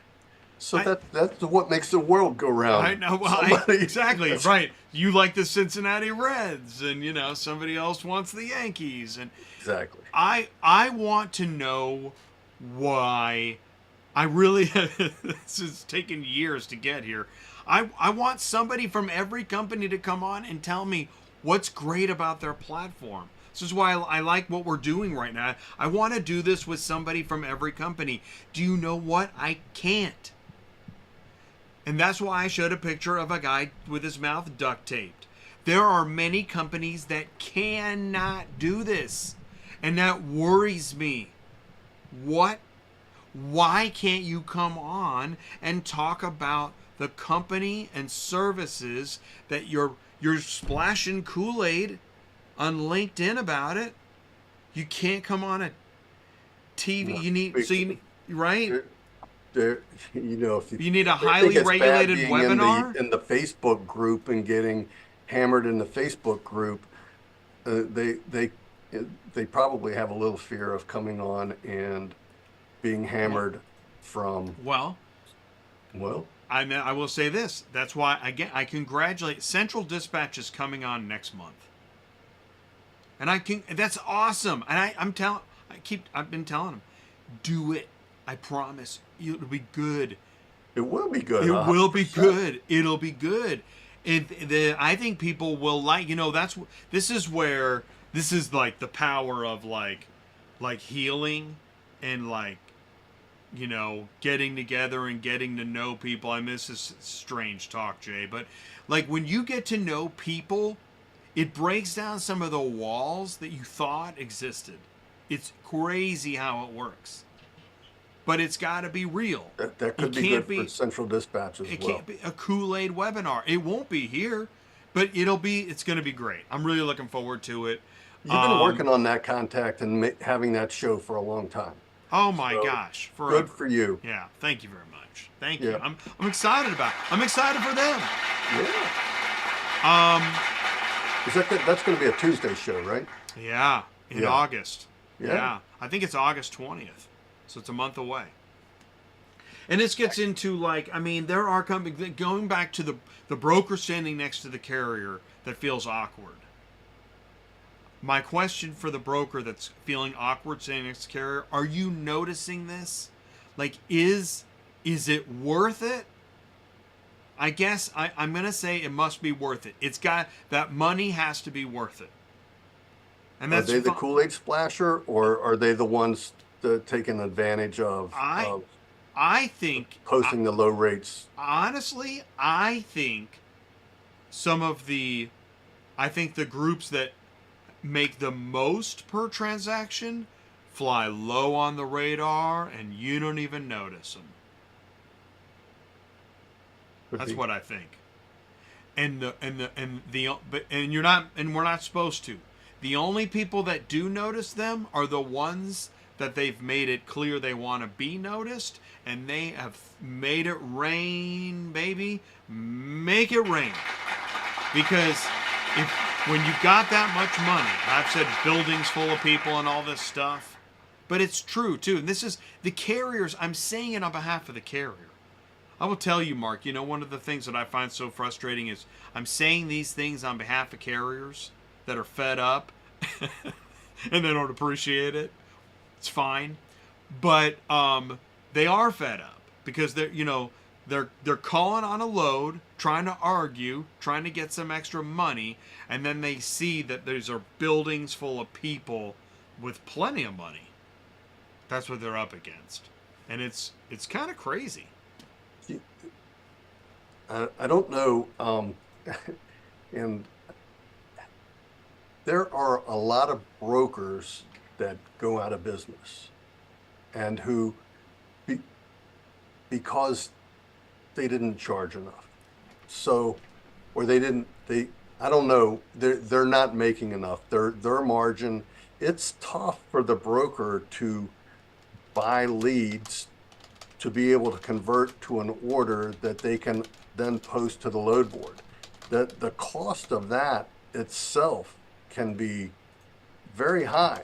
And you have so many tire kickers, like, mom and dad going to Florida. Should we drive this year or should we fly? Well, let's see. And they get some price quote. They fill out a form. They fill out 2 forms, and then they get several responses. And every response that they get, somebody purchased that information. Somebody purchased it. The brokers purchase it, and that's how they're getting their business. So that those costs are a lot. And the brokers that are a little bit more sophisticated and they try to drive traffic to their website, they're competing with the people who are selling the leads. And a broker who's trying to drive traffic to his website through Google ads and through campaigns, those are also expensive. And what's interesting about that, they're competing with somebody who is selling 10 leads, and that broker has to compete for somebody who's buying that click, somebody filling out that form, and now that company that's going to sell those leads is selling them to 4, 6, 10 different companies, and each of those companies that are buying them have to, they're paying for each one of the leads that comes into their CRM and that they're managing. And every lead that you can buy a $5 or a $10 lead, and it's somebody who's trying to kick a tire and has no car to sell, or not sell, but to transport. If they're looking to buy a car and they don't buy the car, but they want to know how much is it to transport it if it comes back to us, that's somebody that when you're the broker, and what is your conversion on those type of leads? Your conversion may be 2, 3, 4%, 5% is a very good conversion for a broker who's buying leads. And you think, how many of those do I have to buy? If I'm buying a $5 lead, but I need to buy 10 of them to get an order out of that, then that's 10%. So 20 you buy 20 of them, it's just expensive. And people go, the brokers are making so much money, but they have an order that they're making $200 or $300 or $100 or $150 on, but they had to buy so many leads to get that one order. So it's a tough business, and there's not enough, really, I don't know if disclosure, but maybe understanding of what the broker is going through, and how much does it actually cost the broker to convert an order. Every lead that they get, they are not converting an order. So they have to buy several leads, and sometimes for a lot of money, to get that order. Now that broker is going to post it, and if they make $200 on it or $250, good for the broker, because that helps them buy more leads and take care of their people. It's not all going a straight $250 to the broker or $200 to the broker, or some work for smaller margins, but it's hard. It's a hard business, and I think a lot of people don't realize how that works. So if you're the broker who's trying to drive business to your website, and you're paying the same price for that click that somebody who's selling to 10 people has to pay, then it's when you have to pay 10 or 12 or 20, $25 for a lead that somebody else is selling, and they're selling it to 10 other companies, and you have to compete with that.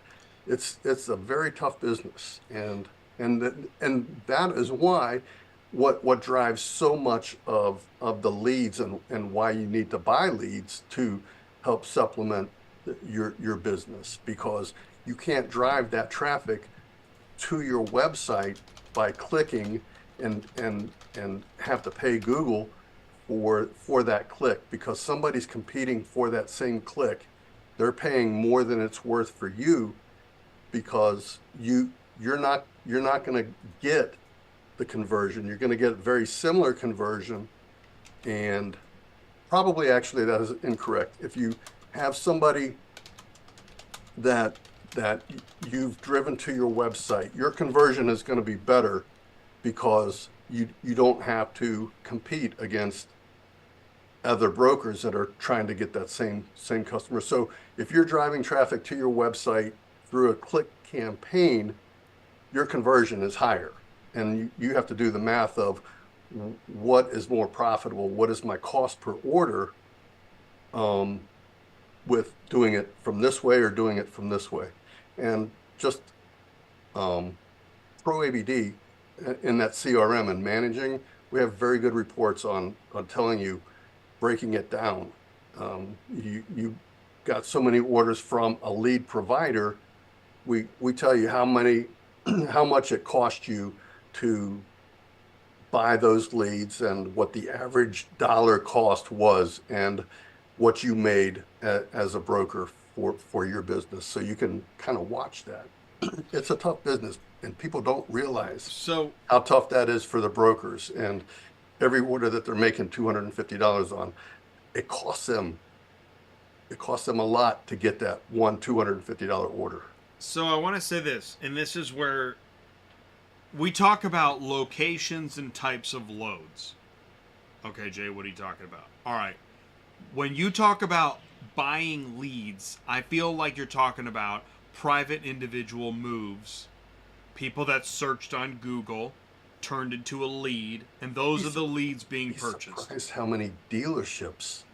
Tell me more about that. So there are leads from dealerships? Yeah, I didn't know Absolutely. That. Yeah. And that's great for the broker, because if you can make that contact, and so you have a guy from a dealership looking for leads and going to the web and how much is it to ship my car, and he wants to know that, that's a guy that you need to embrace and make a relationship with. And for the broker, everybody who ships a car will generally do it again.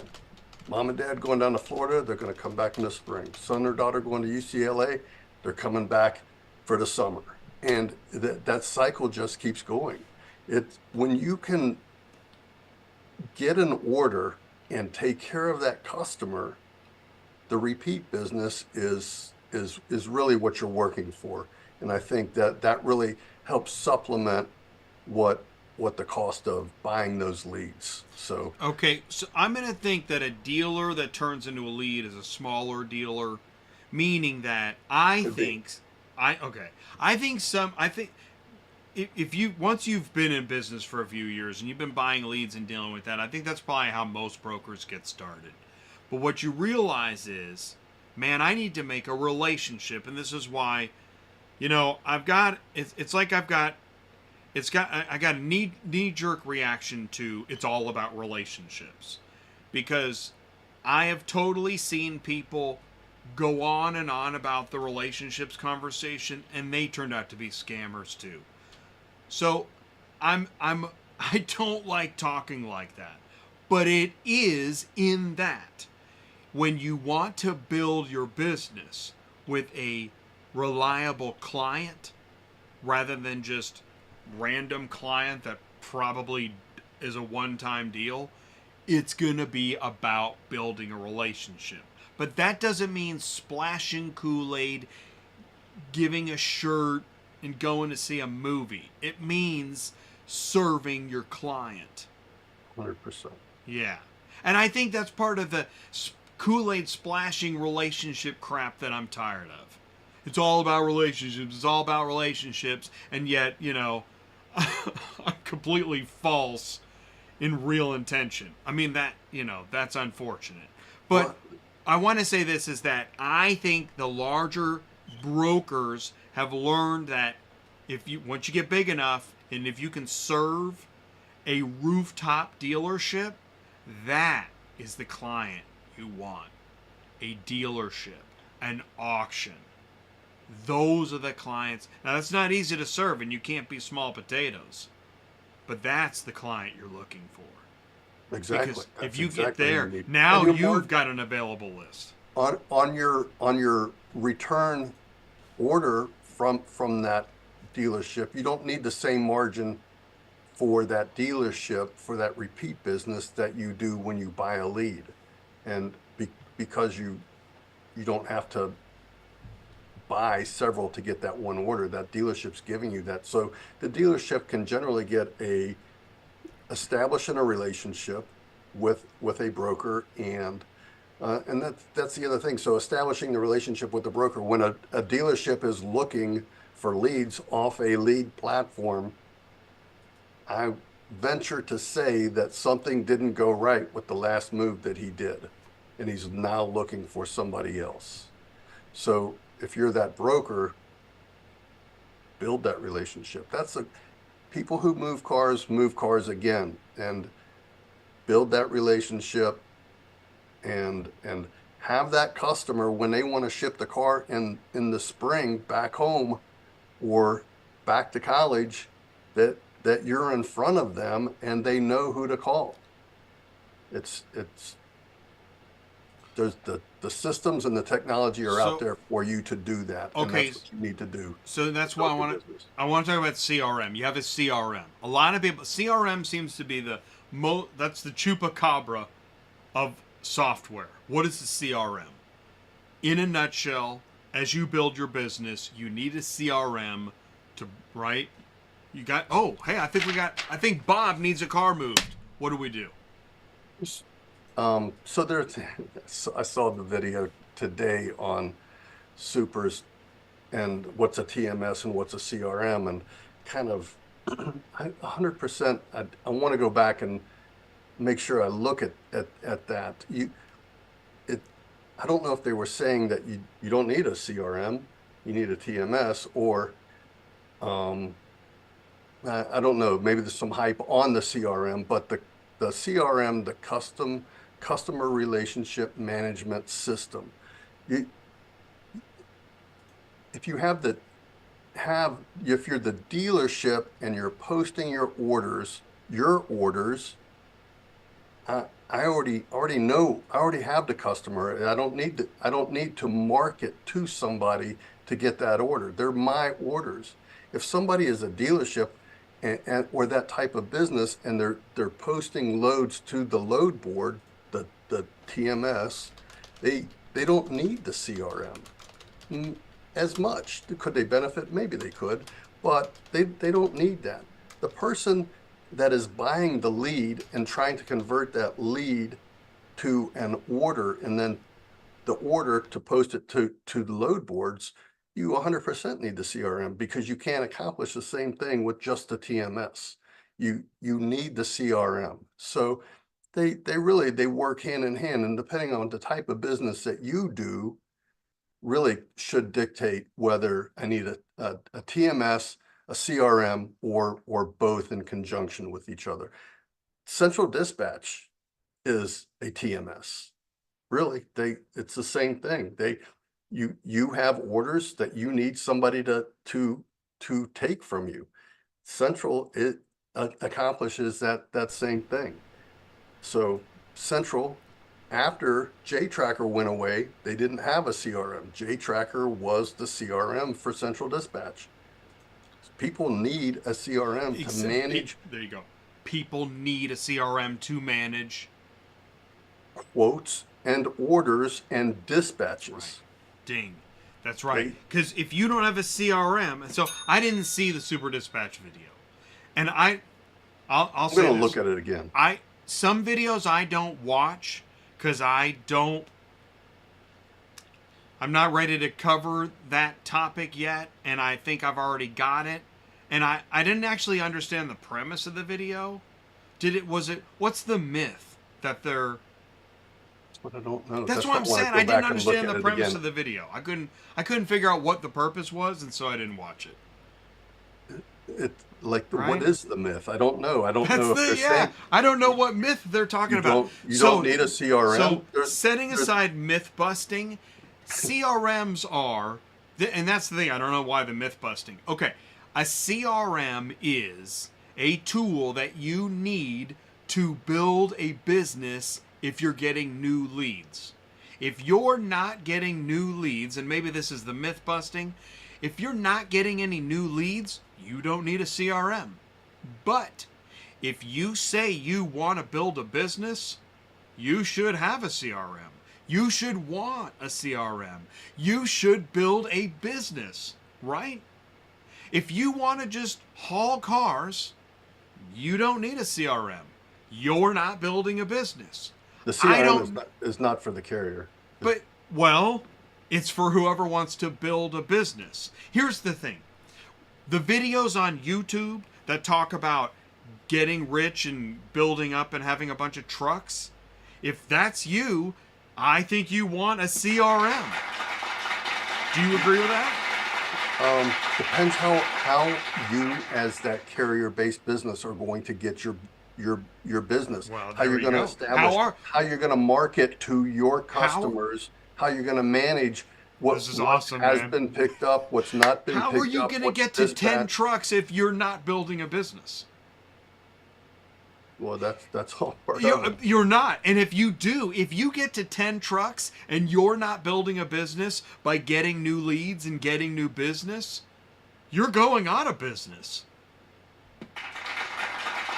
If you're not gonna sustain a 10 truck business just off of load boards and available lists. Now you might think you are.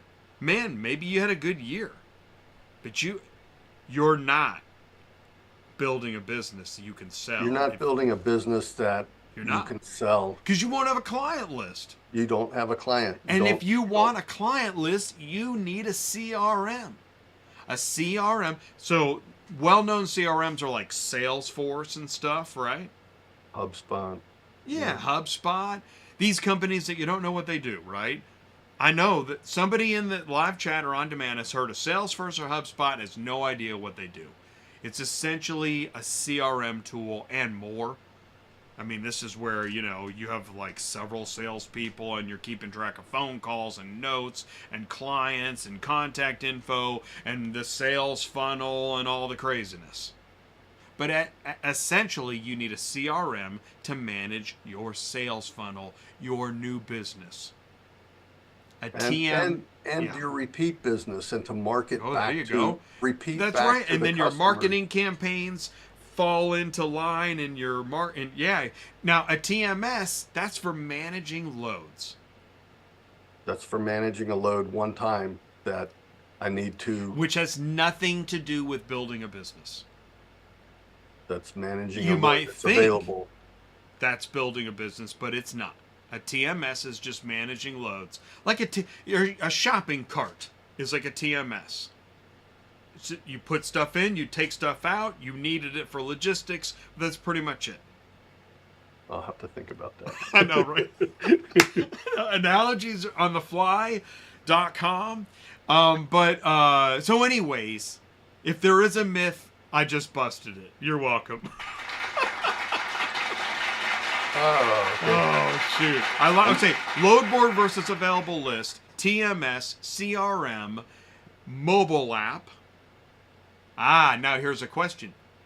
Does a mobile app tap into your new leads from your CRM? It taps into your TMS, load management.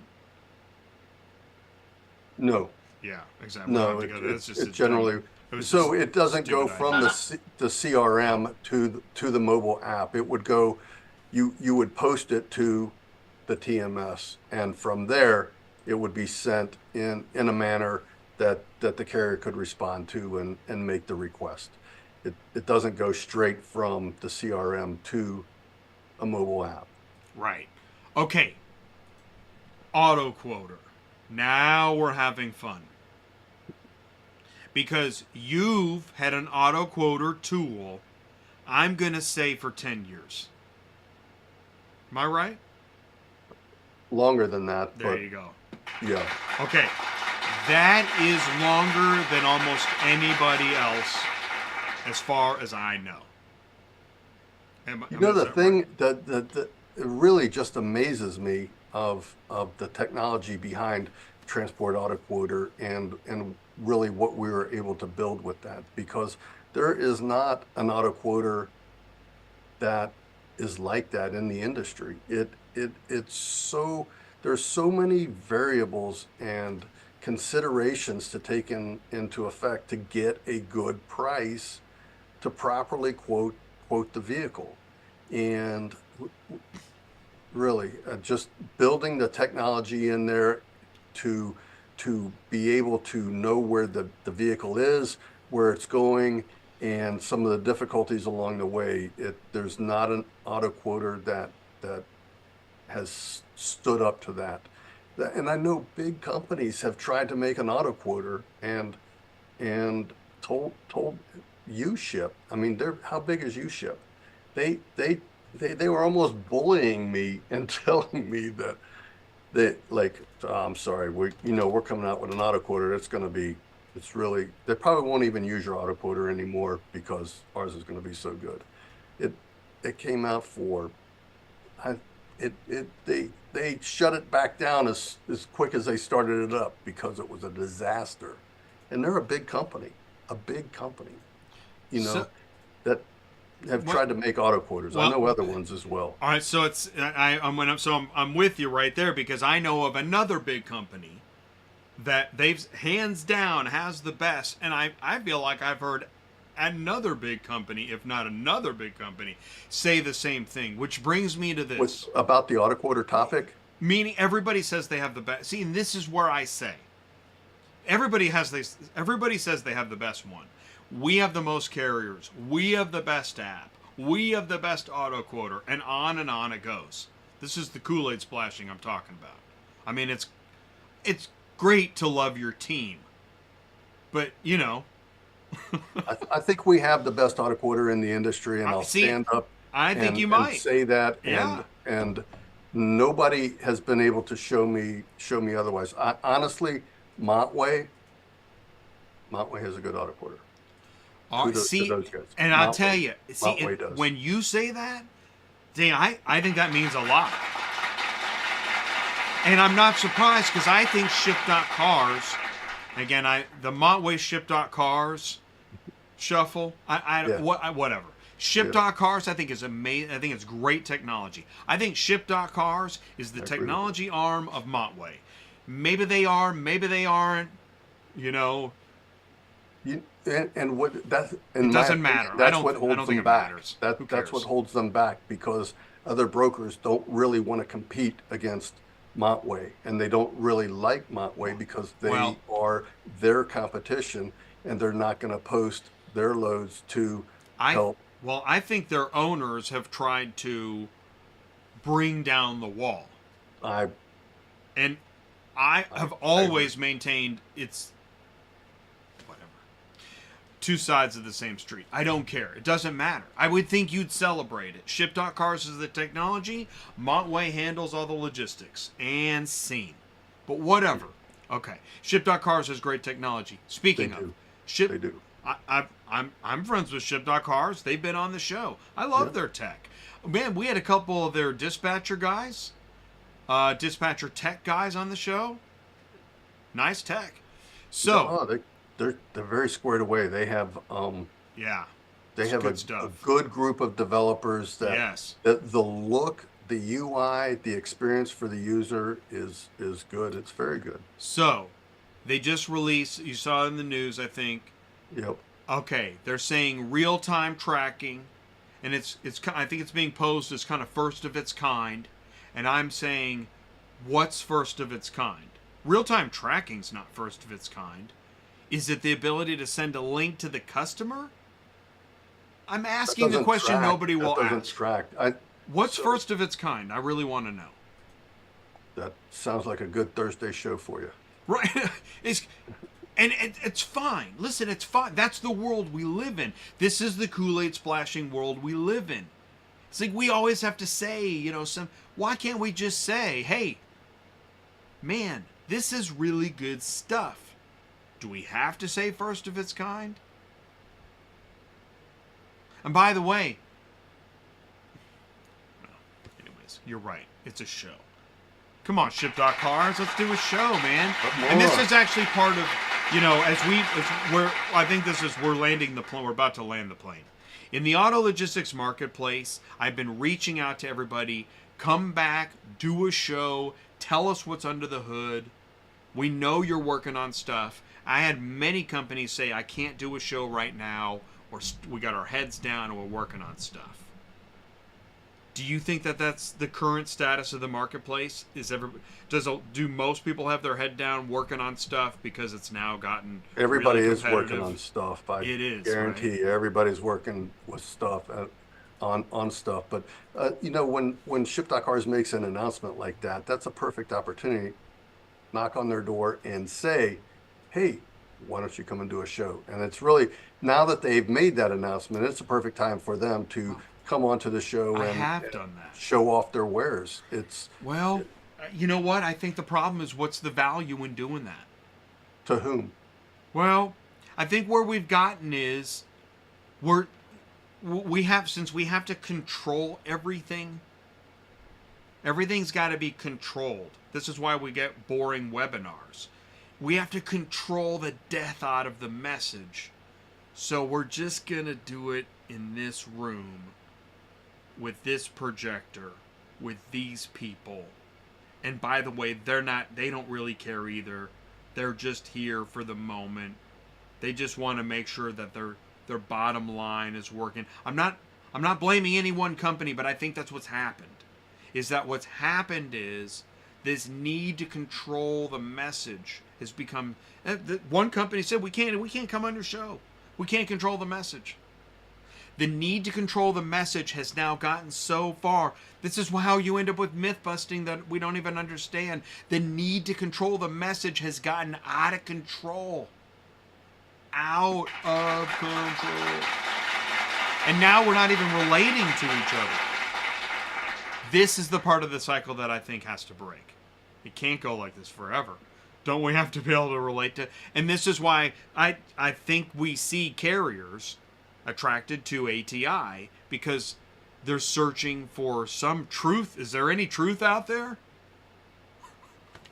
There's a diversification of truth here at ATI, and some shows have a lot more relevance to the carrier than others, but it's still, there's something for everybody who's in the industry. Every show almost has something that's relevant, and if they miss it, hit the podcast. Hey, do you know the GME stuff? I don't know. Roaring GME. Kitty, GME, Diamond Hands. Do you know that stuff? Are they on social media? Okay, so you don't. All right, that's okay. Okay, you don't. All right. So here's what I know. I'm an outside. I'm a noob on this too. There was a movement by this guy that called himself Roaring Kitty on YouTube. Right now, somebody's like, "Really, Jay? That's not even close." Okay. So, anyways, this guy, he is an independent stockbroker kind of guy. He's not a Wall Street guy. He's an outsider. All right. Okay. And he somehow gets into these weird stocks, and he gets into GME, which is the stock for GameStop. Which is the stock for what? GameStop. Okay. GameStop, the store. And without belaboring and putting everybody to sleep, the point is this guy went to YouTube and made a very strange show, because he's a strange guy. I mean, it's his nature. And he just made a show that made sense to him. And I don't know how long it took, but it made sense to a lot of other people too. And then now it's this like rebellious movement on Wall Street. And in some ways, I see this as a bit of a Roaring Kitty, where it's this strange thing that's, how do you control this? I think there are still people and companies that are looking at ATI thinking, how do we control that? Because if that can be figured out, then, then we'd see something new. Because Yeah, you have more insight on who you're talking to and who has that kind of response. It's I like that you said it. The thing is, this is the part that I do speak in code a bit. I mean, I look to the upper echelons of who's buying, who's trying to connect big companies, what other Kool-Aid splashing narratives are working that really don't make sense, but people are buying into because it looks like it'll lead to business. That's another thing of the Kool-Aid splashing, and this is where the Wall Streetness of automotive comes in, is that I think a lot of people like things because they think it'll lead to more business, not because they actually like it. And I think that is a real problem. And if I didn't see it so much, I'd say, yeah, I get you, right?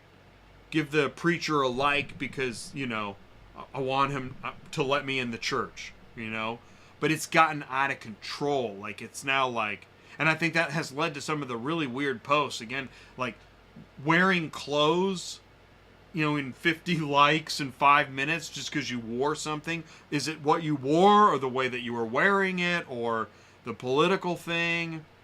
And I'll end with this. Trump's elevation to godlike status now. I don't know where that takes us all, but it's really fascinating. It's something. It is something else. He's really influenced not just he has had a lot of influence on how other politicians in other countries now try to conduct campaigns and to take positions. It's you can go down the list of the countries, and we probably shouldn't even get into politics this We're not gonna, but no, it's not. But there's something, it's very dynamic, and some of it is, there's some people trying to drink the Kool-Aid that's being splashed. But it's also about risk taking, which doesn't always work out, but when it does, mega millions. It's wild.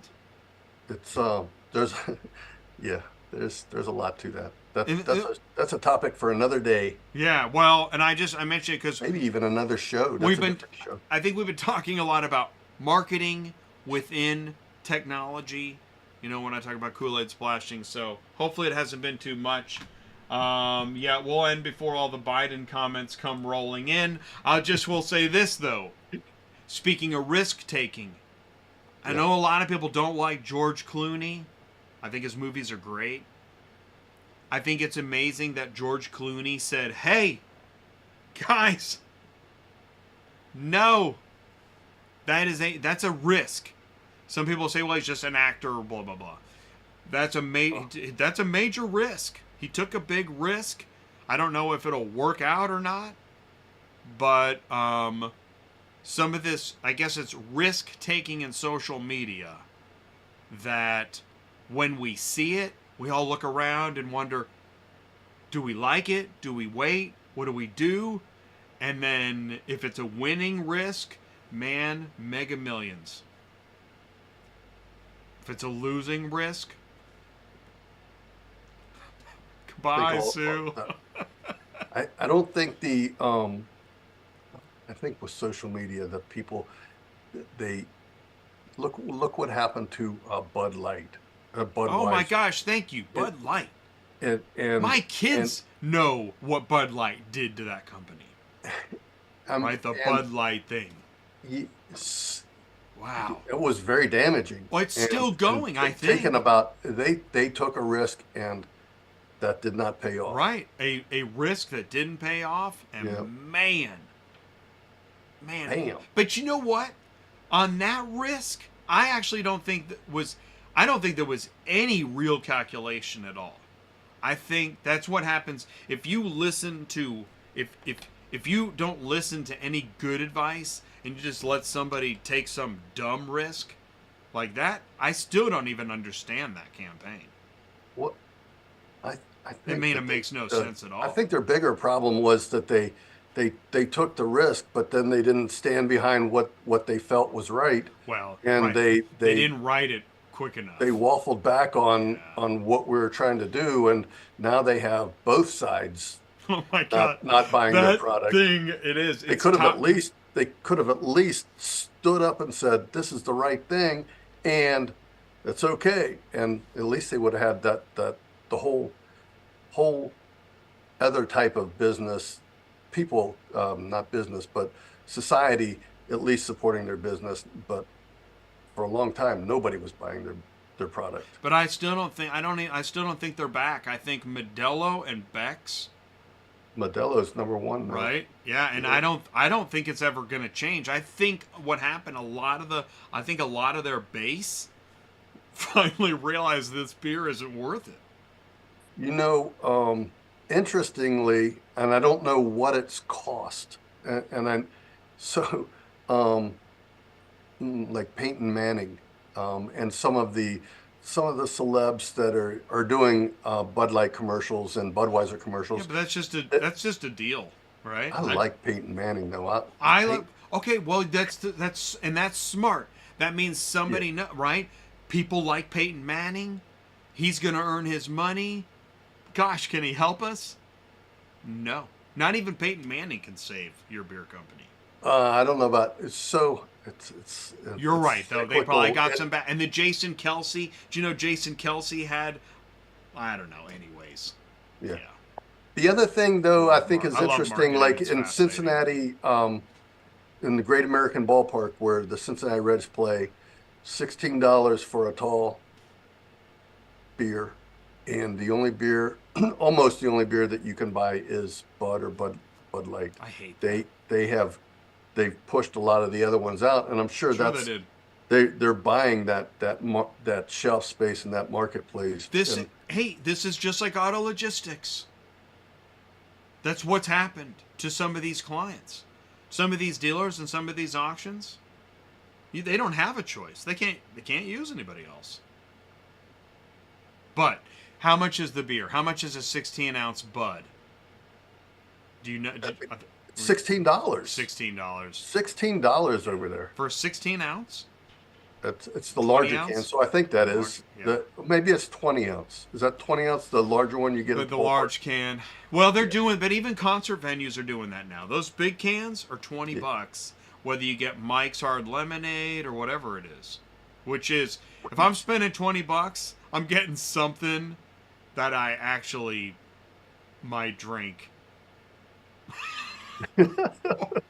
that you don't mind that somebody sees you if somebody walking around with the can. No, I don't care. I don't care what beer people see me drinking. I don't care.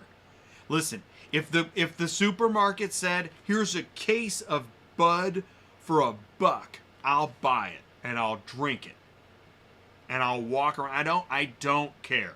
Yeah, I'll probably think about, sure. Hopefully it's worn it doesn't off have a little bit though. It's worn off, and which is gonna eventually help. But I won't do that because I don't like their beer. Well, that's totally different. That's a different. Well, it's not good beer. That's a different issue, but they'll come back around. Somebody's like, man, are these guys done talking yet? Yeah, we're pretty much done. We're pretty much done. But I'm glad we went to that. Hey, Dispatch Center. What's his name? What's the guy's name? Who? The dude in the background. The guy behind Larry. him. Larry. How's Larry doing? I like Larry. Larry misses his trivia. The trivia. He's a little sad. I know. A little sad. It occurred to me the other day. I know. That was fun. I enjoyed that too. I know. I did too. Well, when your show is much shorter now. This is Yeah, the it's longest. much shorter, and that Yeah. the time that yeah, it's there should be a different venue for Larry somewhere. Well, yeah. Yeah. Yeah, no, maybe there, yeah. Ooh, can we have a list of new auto transport boards that are up and coming? Thank you for asking me that. Perfect segue. So Thursday's show, and remember what you said about Larry, because I would love to do, I don't know how we do it, though. We have to figure it out. So, by the way, I think this content should be in a mobile. I can't believe ATI is not inside of a mobile app on a regular basis. I actually can't believe that. I thought by now it surely would be. So, something to think about. I know. Thursday, Royal Crown. You're up on deck Thursday, meaning ask and ye shall receive. Thursday's show on Industry Logistics at noon Central Time. We're doing top 18 load boards. If we can get 19, we'll do it. If we can get 20, we'll do it. Are you going to separate the load boards from the available lists? No. Okay. I'll mention it. But there's a certain point where you got to keep it simple. Yeah, I know. Top load boards. Yeah, that's all right. Yeah. But I like what you said. And I get it now. I totally get it. And it also explains why available lists post on load boards. Absolutely. Right? Yeah, that totally makes sense. And it also means there are very few load boards. But I think there's like 5. Central, Super, Dispatch Center, Carshipio. Those are all load boards. Correct. Now, Run Auto Hauler Buggy, Exchange, Run you Buggy. say is Run Buggy? Yeah. Run Buggy is a load board? Yeah. Are you sure? Uh, I think it's an available list. But do they only have one shipper, them? I Or think they're different companies? You know what? You make a good point. I tell you what. I'm great. We're gonna say it's late. These guys don't know what they're saying. I don't fully understand some of those simple fundamentals about Run Buggy. And I don't know why. They've also been one that has received a large amount of investment to make themselves better. Well, I know, and yet I don't understand some of the fundamentals, and I don't understand why. Bring them back on. Let's find out. I want to. These things are harder than they sound. I'll try. I'll do my best. I want to bring them back, but I am saying I don't fully understand Run Buggy's platform. There, I said it. And that's not what their marketing is about. The clients that they've attained, not the simplicity and the basics of their load board, which I find that interesting. So join Thursday on top whatever load boards on Industry Logistics at noon Central Time. Mark? Yep. Man, thank you, dude. That was fun. I told you that. I thought we'd have an interesting discussion, and I really wanted it to just be me and you. It's kind of like a fireside chat / like Oprah Winfrey interview. Right? Backseat conversation. Backseat conversation. Oh my, that's talking auto logistics. Backseat conversation, man. Yeah, that thumbnail, when I saw it, I was kind of blown away. I was like, wow, that came out really awesome. Yeah, I agree. That was neat. All right, backseat conversation to be continued. Got my kid's father or grandfather to confess that his Big Bass picture really isn't. That's right. His Big Bass. And it led to the mystery of the Big Bass. Sounds like a Hardy Boys book. It's been fun. Yeah, it's been great. All right, well, keep in touch. Thank you for your support. You're welcome. Okay, I appreciate Happy to do it. All right, have a good night. I'll talk to you soon. Okay, bro. See you. Thanks, buddy. Bye. And that's a cut. All right, cool. Thanks everybody. I know, really long show. Haven't done that in a while, although probably last week. Again, I want to thank Mark at SuperFlo Systems for his support, his contribution, and a really good conversation tonight. And we didn't really get into some of the other sectors that I thought we could go into, but I also knew there's no way to do it all in one show. I'll just bring up this graphic again. The graphic that I have, put together: OEM dealer, auction, logistics, remarketing, recon, compliance, and tech.